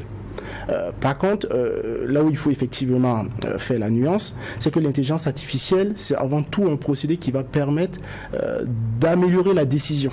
Okay. Donc, toute initiative ou toute application qui vous permet pas d'avoir une décision ne peut pas en réalité associer à de l'intelligence artificielle. D'accord. Et justement, quel est le mécanisme derrière ? Parce que souvent on nous dit, pour qu'il y ait cette intelligence artificielle, elle se nourrit de données. Elle ne vient pas comme ça.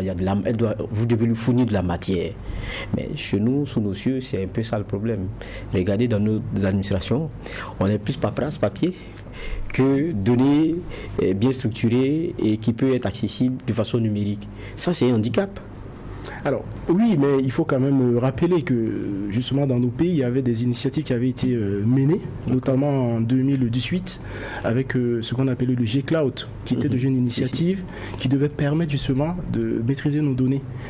Il me semble important, justement, qu'on revienne à ce type d'initiative. Parce que, comme vous l'avez si bien dit, la donnée, c'est finalement le carburant qui permet à l'intelligence artificielle de fonctionner. Et la donnée aussi, c'est finalement l'élément qui va assurer la souveraineté de nos pays. Aujourd'hui, quand on maîtrise sa donnée, on est finalement capable d'anticiper sur plusieurs éléments qui se produisent au quotidien. Ce qui a été intéressant hier lors de votre exposé, lors de votre conférence, c'est que vous êtes parti sur des propositions concrètes. Moi, je veux qu'on aille step by step. Parce que vous avez parlé de l'éducation, la santé, l'agriculture. C'est vrai qu'à travers le reportage, on fait un point rapide. Par exemple, sur la question de l'éducation, que peut apporter l'IA en termes de développement ? Alors, l'intelligence artificielle pour l'éducation aujourd'hui propose beaucoup de solutions. Pour aller rapidement, on peut citer quelques solutions qui existent aujourd'hui sur le marché qui peuvent être adaptées à nos réalités au Burkina Faso et être utilisées. On a par exemple ce qu'on appelle aujourd'hui l'apprentissage déconnecté. C'est-à-dire donner la possibilité à nos enfants, à nos apprenants qui sont dans les zones reculées, de pouvoir accéder aux outils Internet sans Internet. Ça peut être paradoxal, mais c'est le cas. C'est-à-dire on a accès à des applications mais pas forcément avec Internet. Donc c'est des systèmes qui se développent de plus en plus, qui sont expérimentés notamment en Chine, aux Philippines, et qui marchent super bien. Ça, c'est la première chose. Ensuite, il faut qu'on utilise l'intelligence artificielle pour accompagner nos enseignants. Accompagner nos enseignants en les proposant notamment des outils qui vont les accompagner au quotidien dans la mise en place de leur programme. On a tous été dans des classes où, en fin d'année, l'enseignant est obligé d'aller vite pour terminer son programme. Donc en sautant notamment quelques cours par manque de temps. Aujourd'hui, on a des intelligences artificielles qui existent et qui permettent d'aller étape à étape sur qu'est-ce qu'il faut enseigner aux enfants.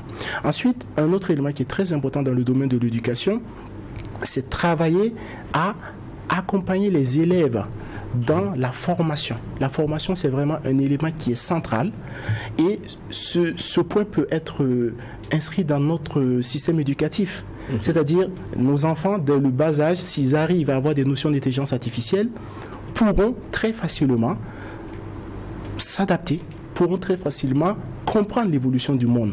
Parce que ce que je peux vous dire, M. Vaha, c'est que dans les prochaines années, on devra forcément composer avec cette intelligence artificielle. On ne pourra pas passer à côté. Et donc, il est important vraiment d'instaurer cette culture chez nos apprenants, nos jeunes apprenants, pour qu'ils puissent comprendre aujourd'hui l'importance de l'intelligence artificielle et qu'ils puissent s'intéresser à ces questions. Et du côté de la santé? Alors, au niveau de la santé, énormément de choses sont possibles aujourd'hui. Hier, je proposais lors de la conférence, par exemple, d'accompagner nos services de secours, nos sapeurs-pompiers. Aujourd'hui, je prenais l'exemple hier, vu que la conférence se tenait à Ouaga 2000, une personne qui fait un malaise à Ouaga 2000, il y a de très fortes chances qu'on amène cette personne à Tengango, l'hôpital de Tengango. Tout simplement parce que c'est l'hôpital qui est à côté. Après, est-ce que c'est à Tengango qu'il faut amener la personne? Est-ce qu'à Tengango, on est sûr que les urgentistes sont disponibles? Est-ce qu'à Tengango, on est sûr qu'on peut prendre en main ce type de malaise? Donc, il faut effectivement instaurer cette intelligence pour accompagner nos forces de secours, donc nos sapeurs-pompiers, dans leur intervention au quotidien. On peut aussi, dans le domaine de la santé, aller plus loin dans le diagnostic. Aujourd'hui, c'est l'un des éléments sur lesquels l'intelligence artificielle est très avancée. On est capable aujourd'hui, avec juste une simple application, de prendre votre échantillon de sang et de vous dire si oui ou non vous avez le paludisme. On a ce qu'on appelle l'imagerie médicale avec un système qui s'appelle le Tambo Health, qui aujourd'hui accompagne dans le diagnostic précis. Et enfin, au niveau du domaine de la santé, il faut par exemple travailler à équiper notre corps médical avec ce qu'on peut appeler le moteur Google du médecin. C'est-à-dire avoir un moteur qui permet, quand le médecin, le docteur a un patient en face de lui, de saisir des mots-clés, donc tout, mots de tête, et derrière avoir des propositions de traitement adaptées à cette personne. Et enfin, toujours avec ce moteur de recherche, on peut par exemple développer notre pharmacopée traditionnelle, mettre en place les tisanes qui pourront par exemple soigner telle ou telle maladie. Donc il y a énormément de possibilités dans le domaine de la santé avec l'intelligence artificielle. Oui, mais il y a aussi à éviter que les gens ils aillent, par exemple quand on parle de Google spécifique à la santé, que les gens n'aillent pas faire de l'automédication. Ils viennent, ils tapent et puis ils se soignent. C'est pourquoi d'ailleurs je parle de moteur de recherche pour le corps médical. Ça ne sera pas un moteur de recherche ouvert au grand public. C'est vraiment adapté aux professionnels de la santé qui pourront l'utiliser. Et il y a le domaine de l'agriculture, un secteur quand même qui ne prend pas moins de 80% de ce que nous avons comme force et personnes en âge de travailler. Donc ça veut dire que ça c'est très important. Qu'est-ce que l'IA peut dans ce domaine important? Alors, l'IA va accompagner nos autorités dans les réflexions autour du système agricole. Aujourd'hui, on a énormément de solutions IA qui existent, qui permettent par exemple de penser le type de culture déjà en fonction des sols, qui permettent par exemple de proposer des systèmes de suivi agricole tels que l'irrigation, le désherbage, la sélection des meilleurs intrants pour les sols, et aussi penser à la politique de la post-récolte. C'est-à-dire aujourd'hui, on produit de la tomate, des oignons, et malheureusement derrière, la plupart des oignons et des tomates pourrissent. Il faut utiliser aujourd'hui des systèmes IA qui existent et notamment qui sont testés dans des pays comme le Kenya et l'Éthiopie, qui permettent de recommander aux agriculteurs à quel moment il faut vendre ces produits. Et ensuite, toujours dans le domaine de l'agriculture, on peut aller plus loin en définissant un système de suivi en temps réel de l'inventaire alimentaire. Nous sommes le 19 novembre aujourd'hui. Quels sont les besoins alimentaires des Burkinabés? Est-ce que, par exemple, dans la région de Fada, la région de l'Est, est-ce qu'il ne faut pas qu'on aille rapidement vers de la production du mil? Si, par exemple, on arrive à déterminer que on va avoir, par exemple, une explosion démographique dans cette zone.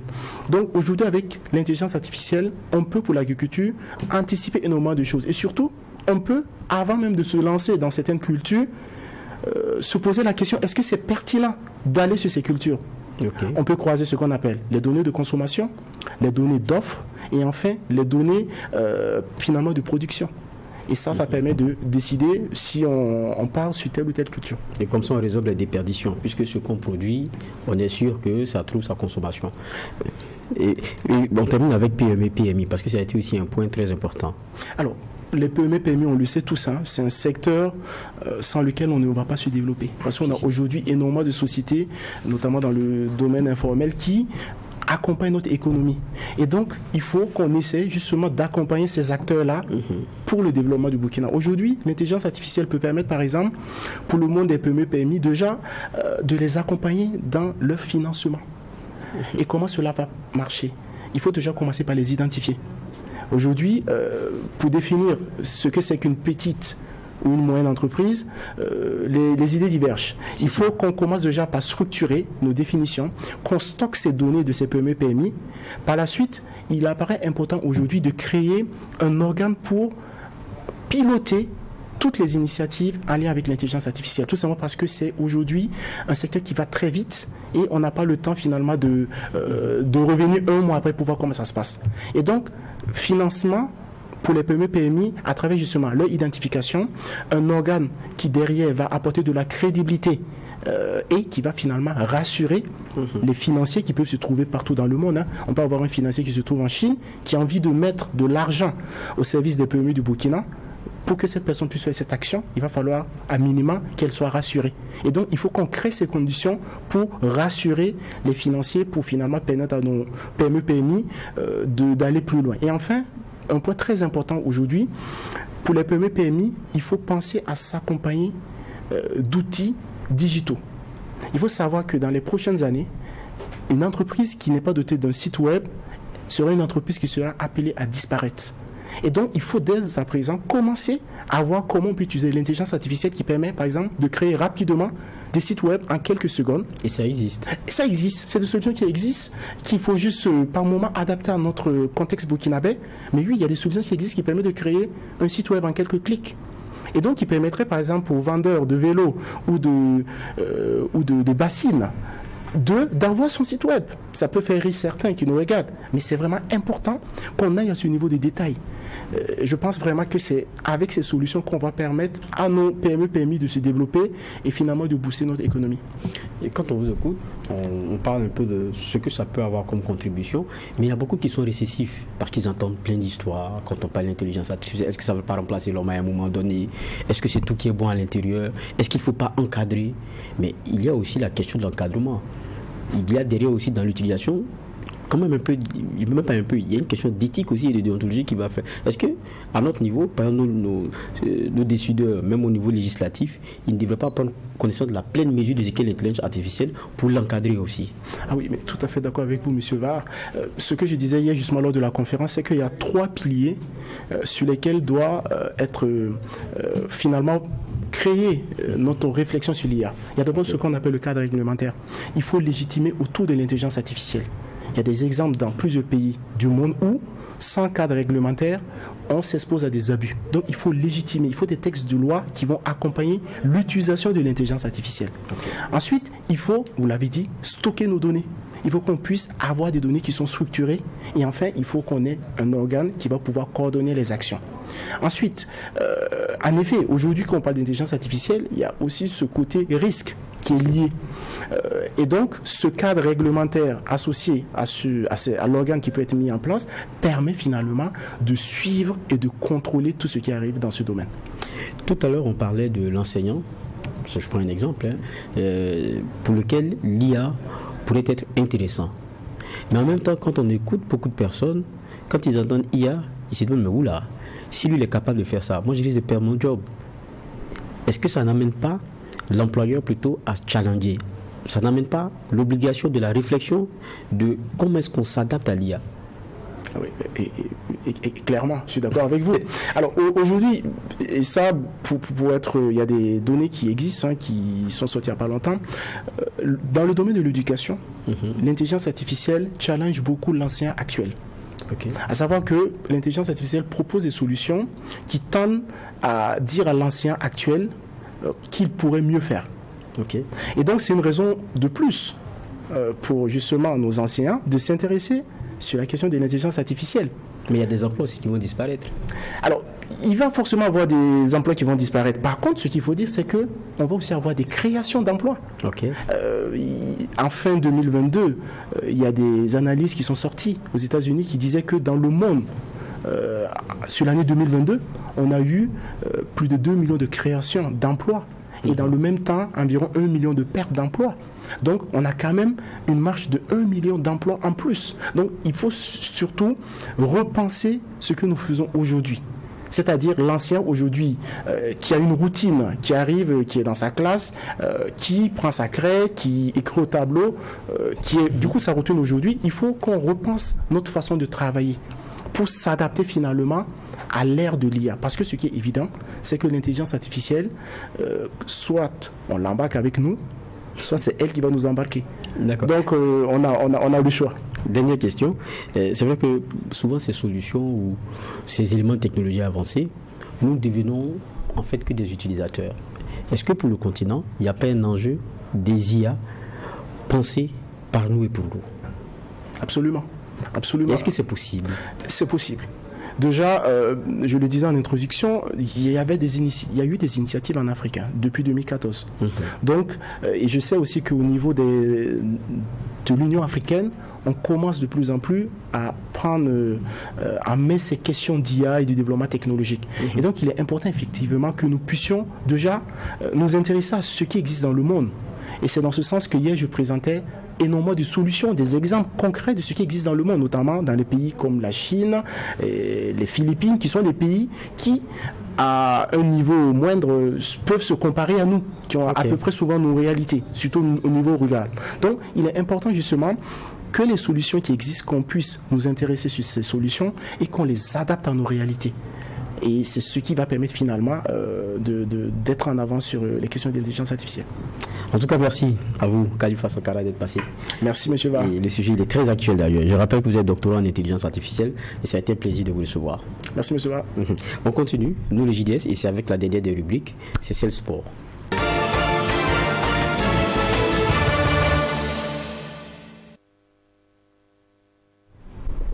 Et dans la partie sport, nous le rappelions, le championnat de Ligue 1 et de Ligue 2 perturbé et récemment la tête du président de la Fédération burkinabé de football qui est exigée par certains acteurs du sport. Quand on pense justement aux journalistes et autres, nous avons quelques réactions que nous avons pu glaner, nous vous les partageons à travers ce reportage. Tambouille dans la sphère footballistique burkinabé. Les 11e journées de Ligue 1 et 6e de Ligue 2 prévues pour les 11 et 12 novembre 2023 ont dû être reportées. Les clubs réclamant l'arrêt des ponctions de 25% sur la subvention et le remboursement donc de celle-ci au titre de la saison 2023-2024. Les clubs, à travers les deux plus importantes ligues du pays, celles des Hauts-Bassins et du Centre, ont donc décidé d'y aller par la grève. Une situation qui suscite bien évidemment des questionnements chez les analystes de notre football. Moussa Ramdé, journaliste à CS Média, et Antoine Yaogo de la Radio Nationale déplorent la situation. Bon, d'abord, je pense que c'est très honteux de voir cette crise-là toujours à répéter parce que c'est le football burkinabé et moi, je pense que ça ne nous honore pas. Donc, pour moi, c'est une crise qui a manque de volonté et manque de communication parce que au vu du déroulement des choses, on pourrait éviter cela. Voilà, parce que les clubs réclament effectivement les 25% qui est leur droit. Voilà, je pense que ça leur revient si on n'organise pas les petites catégories. Et que voilà, les clubs réclament, il faut qu'on les donne. Pour ce qui est des 25%, bon, je pense que c'est une note, ou bien bon, c'est d'abord une rencontre qu'ils ont eu en 2017 entre le ministère, les clubs et la fédération qui a permis à ce que ces 25% soient instaurés pour les petites catégories.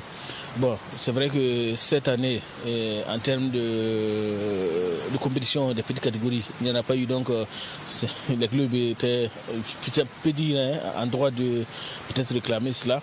Mais bon, vu les tournées que les choses ont prises, je peux dire que c'est vraiment déplorable.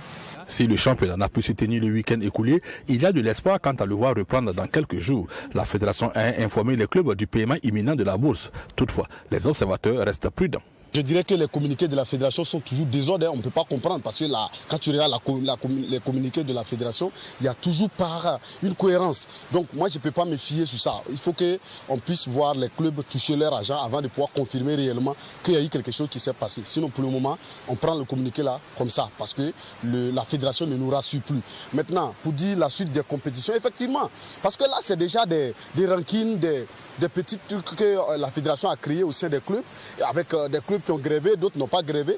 Donc effectivement, la suite là, ça ne sera pas intéressant. Mais je pense que chacun va mettre de l'eau dans son vin. Sinon, à la lueur où vont les choses, je pense vraiment qu'on est mal parti vraiment pour terminer la saison. Cette crise apparemment sans précédent arrive à moins d'1 an de la prochaine élection à la présidence de la Fédération burkinabé de football. Si Antoine Yago ne peut s'empêcher d'y voir des tournants de pré-campagne, Moussa Ramdé estime que c'est la FBF qui prête le flanc. Je ne veux pas dire qu'il faut craindre, mais il le faut. Parce que le championnat en dépend. Donc si déjà il y a certaines frictions entre les ligues ou bien même les clubs et la fédération, ça veut dire que ça va empiéter sur le championnat. Déjà qu'on a perdu une journée. Bon, ce que tout le monde voit, c'est... Je vais me permettre de dire quelque chose. C'est déjà, je vois déjà une pré-campagne. Bon, je pense que c'est à la fédération de ne pas donner raison à ces personnes. Parce que même si les intentions sont dues à cela, mais il ne faut pas donner raison. J'ai toujours dit, il ne faut pas donner le fouet de se faire fouetter. Quand les clubs ont réclamé les 25%, ça coûte quoi à la fédération de s'asseoir et puis écouter ces clubs-là et puis ensemble, ils vont trouver un terrain d'entente. Si ça n'a pas été fait, bon, il va de soi qu'effectivement, certains profitent effectivement pour pouvoir manœuvrer les choses. Mais dire que c'est des trucs de campagne électorale, je dirais tout simplement ici qu'il faut d'abord que les faits ne donnent pas raison aux manifestants ou bien ne donnent pas tort à la fédération. Comme en 2001, le football burkinabé traverse une crise à 2 mois de la CAN. Pour éviter de devoir revivre le scénario catastrophique de Ségou, les différents acteurs du football burkinabé se doivent de parler le même langage. Une débâcle à Bouaké pourrait exacerber la crise et plonger le football burkinabé dans des lendemains sans issue.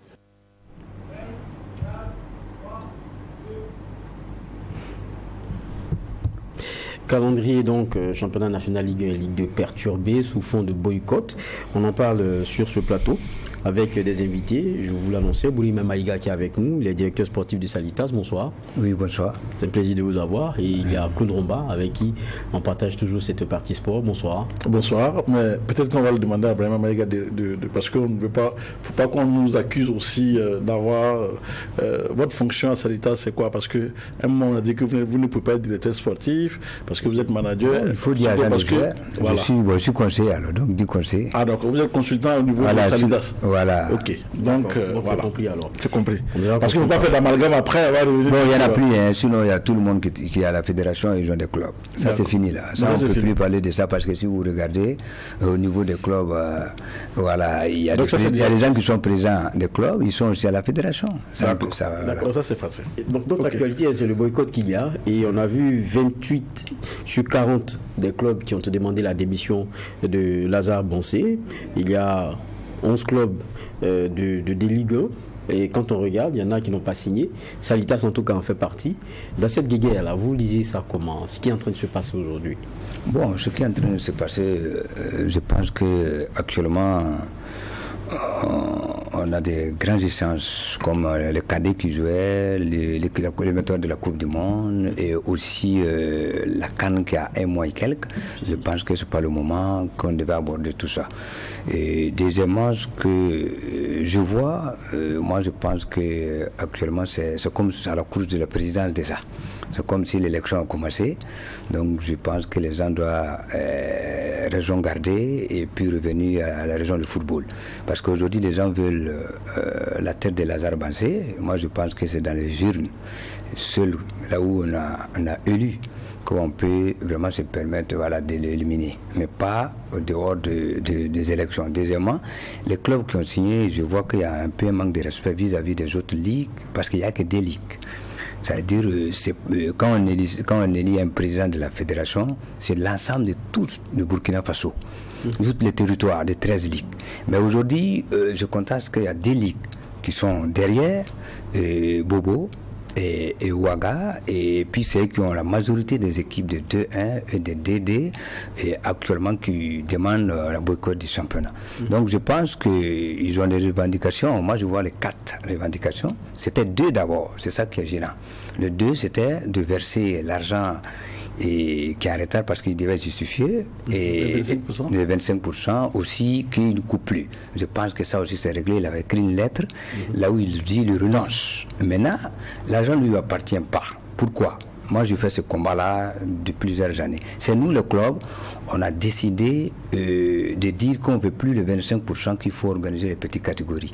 Et là, la fédération et le ministère est accordé. Donc, jusqu'à présent, si on veut, il faut qu'il y ait une note claire et nette pour dire qu'on peut maintenant là, on peut reverser le 25% au club. Là, la fédération va reverser. Deuxièmement, si vous avez vu les 4 mois, qui s'est payé actuellement, mais ce n'est pas encore entré dans le compte, ce que j'ai appris, et ça a été fait. Le 25% a été fait. Maintenant, il y a une autre organisation qu'il ne faut plus couper. Ça a été déjà fait. Le président a déjà écrit ça. Et donc, je ne sais pas, le problème c'est quoi? Parce que pour enlever un président de la fédération, il faudra que ça soit quand même un truc là où ça fait partie des règlements de CAF. Voilà, soit les compétitions, il n'a pas donné les subventions, soit il n'a pas donné les déplacements, l'argent des déplacements, soit les terrains, on ne peut pas jouer, plein de choses qui font partie des règlements des CAF qui peut débarquer un président. Donc aujourd'hui, si vous avez vu ces 28 clubs, alors que les gens qui votent, ça vaut à peu près, je ne sais pas si Claude peut me revenir, ça vaut à peu près 100. Et quelques je n'ai pas le corpus électoral parce que ça change chaque fois. Ce qui m'a pas plu vraiment dans ça, c'est le contexte même de notre pays. Je pense qu'on n'a pas besoin de bruit à l'air là. On n'a qu'à se calmer. Même si on dit que le président doit partir, on va mettre la commission de normalisation. Ça va prendre 3 ans. Au moins, c'est pas ceux qui veulent être le président. Et moi, ce qui m'a beaucoup choqué, c'est le jour du match des étalons, quand on peut publier la démission d'un président.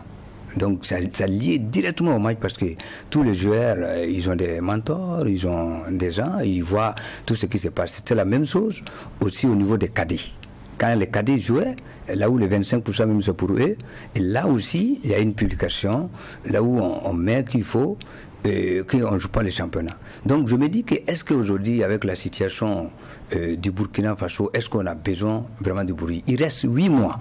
Le président Bassé finit son mandat. Il reste que 8 mois. Et nous, on a beaucoup de sang. Donc, laissez-le arriver jusqu'au bout. Moi, c'est une doléance. Là où je perds maintenant, c'est que le ministère n'arrête pas le bourse. Parce que bourse, ce n'est pas une obligation. Et c'est chaque année renouvelable.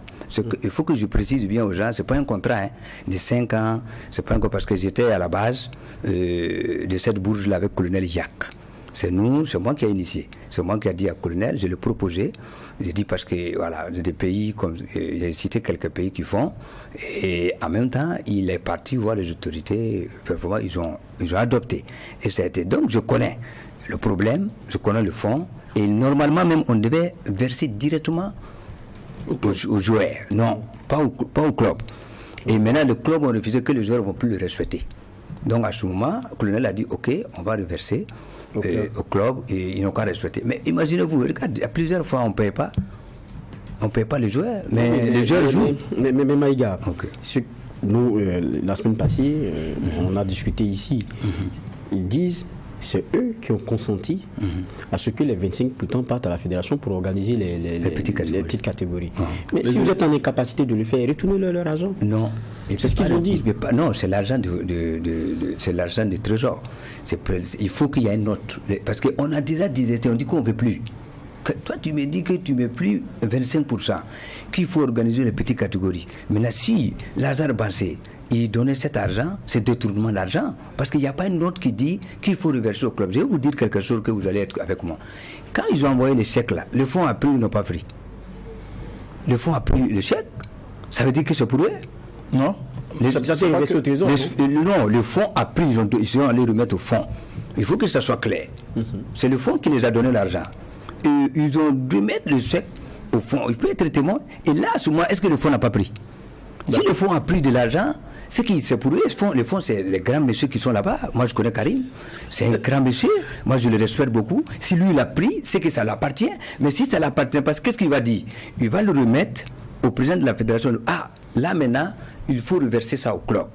Mais ça, jusqu'à présent, il faut qu'on se mette sur la table pour trouver la solution encore qu'on avait fait avant. Parce qu'avant, on a décidé ça où? À NAG. Là, je viens de se passer. Vous avez revendiqué des choses.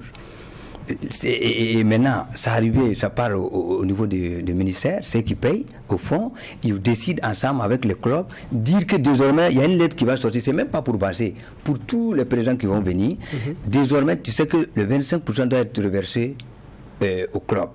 Et là, souvent, le président peut se permettre de le faire. Mais actuellement, il y avait double couteau. S'il fait et que le fonds lui réclame, mais c'est comme s'il est en train de faire des campagnes. Comme ces dernières années des élections, vous donnez l'argent au club, et puis maintenant, à ce moment, les clubs, ils sont contents de lui, il a donné quelque chose, et puis maintenant, là, c'est parti. Donc, il faut que les gens, il ne faut pas qu'on va tromper l'opinion, ils ont remis le chèque à les autorités compétentes, ils ont récupéré, ça veut dire que c'est pour eux. Sinon, ils n'allaient pas récupérer.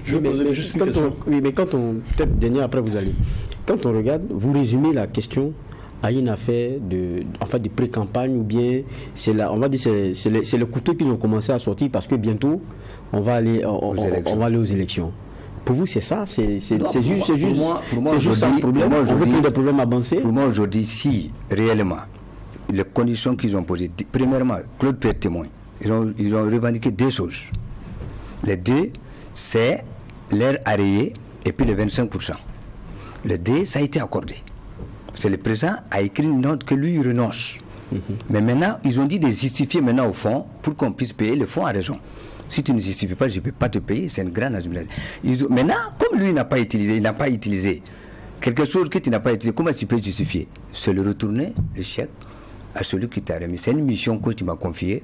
Je n'ai pas pu d'abord organiser, donc je te remets. Quand je te remets maintenant, si c'est lui qui veut, il lui donne autorisation avec une note pour verser au club. Ça c'est clair, c'est pour eux. Mais maintenant, pour moi, aujourd'hui, la situation, les 4 points, les 2 points, moi-même je dis 2 points parce que les 2 a été accepté, ils ont ajouté 2 autres encore. Moi je pense que ça a été accepté. Normalement, on doit se mettre sur la table. Là où on n'est pas content, on dit la vérité avancée, on joue la compétition. Et puis le jour des élections, vous votez. On a un président qu'on voit dignement. Et le président doit être fier même qu'il a battu ce monsieur-là parce que il a fait pour eux. Voilà. Vous allez plus loin. Non, moi ma question est la suivante. Ça veut dire que au niveau des 25% qui ont été rétrocédés ou ont été reversés au niveau donc du Fonds national de développement des sports et des loisirs, et donc par-delà donc au trésor public, il faut dire que l'accord entre le ministère et les clubs, c'est sur la bourse. Il est fait obligation au club de retenir 25% pour les catégories, les petites catégories en leur sein. Ensuite, comme il a dit, il y a eu une entente entre les clubs et la fédération lors de l'Assemblée générale à Fada, je crois. Fada, oui. Voilà, où vous n'avez même pas participé. Vous n'étiez pas d'accord, mais vous n'étiez parce que je me rappelle qu'on a eu cette discussion et j'ai dit, pour dire qu'on n'est pas d'accord, il faut participer à l'Assemblée générale. Vous n'avez pas participé. Peut-être vous n'étiez pas d'accord, mais vous n'avez pas participé et ça a été adopté. Donc, l'accord des 25% pour la compétition, c'est entre la fédération et les clubs. Voilà. Et donc, les clubs ont dit, cet accord-là n'engage nullement le fonds, le ministère, parce que c'est pas le fonds, parce que le ministère aussi, voilà, parce que le fonds n'est pas dedans, parce que c'est le ministère qui donne qui demande au fonds donc de débloquer. Donc le fonds n'a rien à voir, le fonds ne fait qu'exécuter ce que le ministère a dit de faire. Donc le fonds en débloquant l'argent pour la fédération, en tout cas en faveur des clubs, c'est à 100% et que les 25% dans la justification, 25% doit donc permettre d'entretenir les clubs. Voilà, c'est aussi ça. Maintenant que non, moi je veux dire ce que les clubs ont dit. Quand le fonds a reçu l'argent, il fallait le mettre. Maintenant, les clubs estiment que il aurait dû, puisque c'est leur dû, on aurait dû leur reverser cela. Maintenant, il faut que Maïga comprenne que dans la justification de l'argent, quand vous justifiez l'argent auprès d'un bailleur, même si vous n'avez pas pu dépenser, vous pouvez venir le justifier parce qu'on n'a pas pu dépenser. Le bailleur n'attend que la justification. Maintenant, c'est resté, vous n'avez pas pu, c'est pour cela que vous avez ramené. C'est comme si vous avez justifié. Je reviens. Donc, le bailleur de fonds a dit, tant qu'il n'y a pas de justificatif, ça fait 4 mois que l'argent a été bloqué dans le compte. Tant qu'il n'y a pas de justification, on ne peut pas le verser. Et il a raison. Mais maintenant, quand tu me fais une mission, tu me donnes une mission, je n'ai pas pu faire mission. Maintenant, le seul justificatif là, c'est de retourner le fonds. Et si de retour, est-ce qu'il y avait un problème dans la justification? Si, parce qu'on ne peut pas justifier quelque chose que tu n'as pas dépensé. Ça au moins c'est clair. Ça tout le monde sait bien. Je ne peux pas justifier les 84 millions. Je vais justifier avec quel faux papier? Je ne peux pas. Et donc, en connaissant Lazare, qui est administrativement très, très fort, juridiquement connu, il ne va jamais faire cette erreur. Et maintenant, ce que moi je dis, je répète, est-ce que si le fonds avait remettre, on parle du ministère, mais le ministère avait dit non, il faut aller reverser maintenant au club, est-ce qu'il n'allait pas faire? Il allait le faire. Donc actuellement, il ne peut pas avoir polémique même sur l'argent du fonds. Parce que nous, on a créé nos clubs, c'est nous, on doit gérer nos clubs. La subvention est une obligation. Les déplacements sont une obligation. Ça, c'est la tâche de la fédération. Mais ce qui n'appartient pas à la fédération, on ne doit pas tromper l'opinion en disant c'est pas la fédération. Même ils ont demandé maintenant 3 mois, 4 mois plus 3 mois. Alors qu'en sachant que la fédération ne peut pas se battre contre l'État pour pouvoir récupérer les 3 autres mois-là, parce que l'État quand même en difficulté, que tout le monde le sait financièrement. Il ne faut pas qu'on va encore le bousculer. Ils font beaucoup pour le sport. Toutes les catégories voyagent. Actuellement là, c'est les pré-campagnes qui commencent. Mais moi je vous dis les gars, bas la terre. Les gars n'ont quand même bas la terre. Mais raison gardée. Les 28 clubs qui ont signé, ils roulent pour qui? Il y a quelqu'un derrière? Non, les 28 clubs, il y a beaucoup de clubs, il faut reconnaître, qui révèlent leur argent. Ça, je suis d'accord avec eux. 80% de ce club-là ne sont pas derrière les trucs, ne sont pas derrière une démission ou bien renverser un président avec ce qu'ils ont fait. Parce qu'ils ont signé, ils n'ont pas de démissionner. Hein. Ils ont les 28 là. Les 28 là. Ah, il faut bien lire. Ils ont donné des points. Si les points là sont réglés, ça veut dire que ça va. Je ne sais pas si vous êtes d'accord avec moi. Elle écrit, si tu veux que la personne démissionne, tu ne mets plus il s'est conditionné. On veut 4 mois, 3 mois, 25%. On couple. Ça c'est vrai. Ça c'est vrai ou c'est pas vrai? Que si aujourd'hui le problème a pu être réglé. Réglé donc pour vous si c'est réglé tout de suite. Voilà. C'est-à-dire la question de la démission des Bansé devient caduque. Tu peux même pas faire c'est caduque parce que si tu reviens encore parce que premièrement c'est 2 autres qu'ils ont demandé, il a réglé, ils sont revenus encore 2 autres. C'est ça qui est dangereux parce qu'ils veulent le mettre dans les mais les clubs ont besoin d'argent. Ça je suis d'accord avec le club parce que ça a bloqué longtemps. La solution n'a pas pu se trouver. Mais maintenant, là, comme c'est chaud là... Mais le club aussi dit que dans une circulaire, on a vu la circulaire que la fédération a envoyée pour dire que l'argent est disponible, mais que le paiement n'est pas encore fait. Mon frère, vous connaissez, quand on paye, ça peut prendre 2 jours, 3 jours. Ça, c'est banque. Ils ont envoyé les preuves de paiement à tout le monde. Je suis à Stadisage, on a reçu la preuve de paiement. Vous attendez, ça va se faire. C'est pour ça même ils n'ont pas reprogrammé le championnat. Sinon, le championnat a été reprogrammé. Parce que les gars, il faut qu'on parte sur le terrain. Il faut qu'on se donne le main dans la main. Chacun va préparer très bien son campagne, qu'on puisse choisir un président. Aujourd'hui, là, on n'a pas besoin, je vous dis, aujourd'hui, le Burkina a besoin de la calme. Le Burkina a besoin de la stabilité. Le Burkina a besoin, c'est le football là qui peut nous réunir. Mais aujourd'hui, même quand notre drapeau même en train de flammer, il y a des autres qui demandent démission. Ça crée un problème. Et aussi, il faut ajouter tous les clubs, tous les districts, tous les trucs qui ont voté, qui votent le président. Et il faut les expliquer tout. Il ne faut pas qu'il y ait des personnes, il y a un groupe de personnes qui va venir parce que nous on est forts et puis nous on va récupérer. Ça c'est pas bon. Et je vous dis, même si on met une comité de normalisation, ça prend minimum 3 ans. C'est que vous voulez être président dans 1 an là, et dans 8 mois là, 6 mois là, il ne peut pas être président. Il faut quand même, il faut analyser. Si vous êtes capable, vous savez que le club veut de lui. Il y a eu un AG, il y a eu vote pour mettre en place la commission électorale. On a vu ce qui s'est passé. C'était 72 contre 6. Mais après, ça, c'est les acteurs. Non, ça, c'est les acteurs qui ont voté direct. Mais après, chaque fois quand il y a quelque chose, le monsieur n'a jamais travaillé. Hein. Moi, je n'ai pas dit qu'il est comme ci, il est comme ça. Moi, je n'ai pas choisi. Moi, je n'ai pas choisi Bansé. Moi, j'ai voté. Moi, je suis venu plusieurs fois dans le plateau. Je dis que mon candidat, c'est Amador. Il est dans le football depuis longtemps. Il est mûr. Il faut lui donner ça. Ça n'a pas été écouté. Et les premières personnes, c'était Claude. Voilà, j'ai dit ça. C'était Claude qui n'était pas d'accord. Mais quand vous regardez aujourd'hui, quand vous regardez ce qui est en train de se passer, est-ce qu'on est en train d'aller vers une reprise? Vous pensez que dans les jours à venir, ça va se tasser? Comme il y a des paiements déjà qui ont été faits. Moi, je pense avec Jean qui a déjà fait la médiation. Et même mon ami Claude était dedans. Je pense que Claude, il faut aller dans ce sens-là. Moi, je demande doléance à tout le monde de mettre bas la terre, qu'on puisse jouer, le foot, parce que le foot nous manque, et aller vraiment qu'on puisse aller rapidement jouer le football. Et Jean, j'ai confiance à Jean, j'ai confiance au jeu. Le comité national, il a déjà fait. Je suis sûr qu'il va le faire.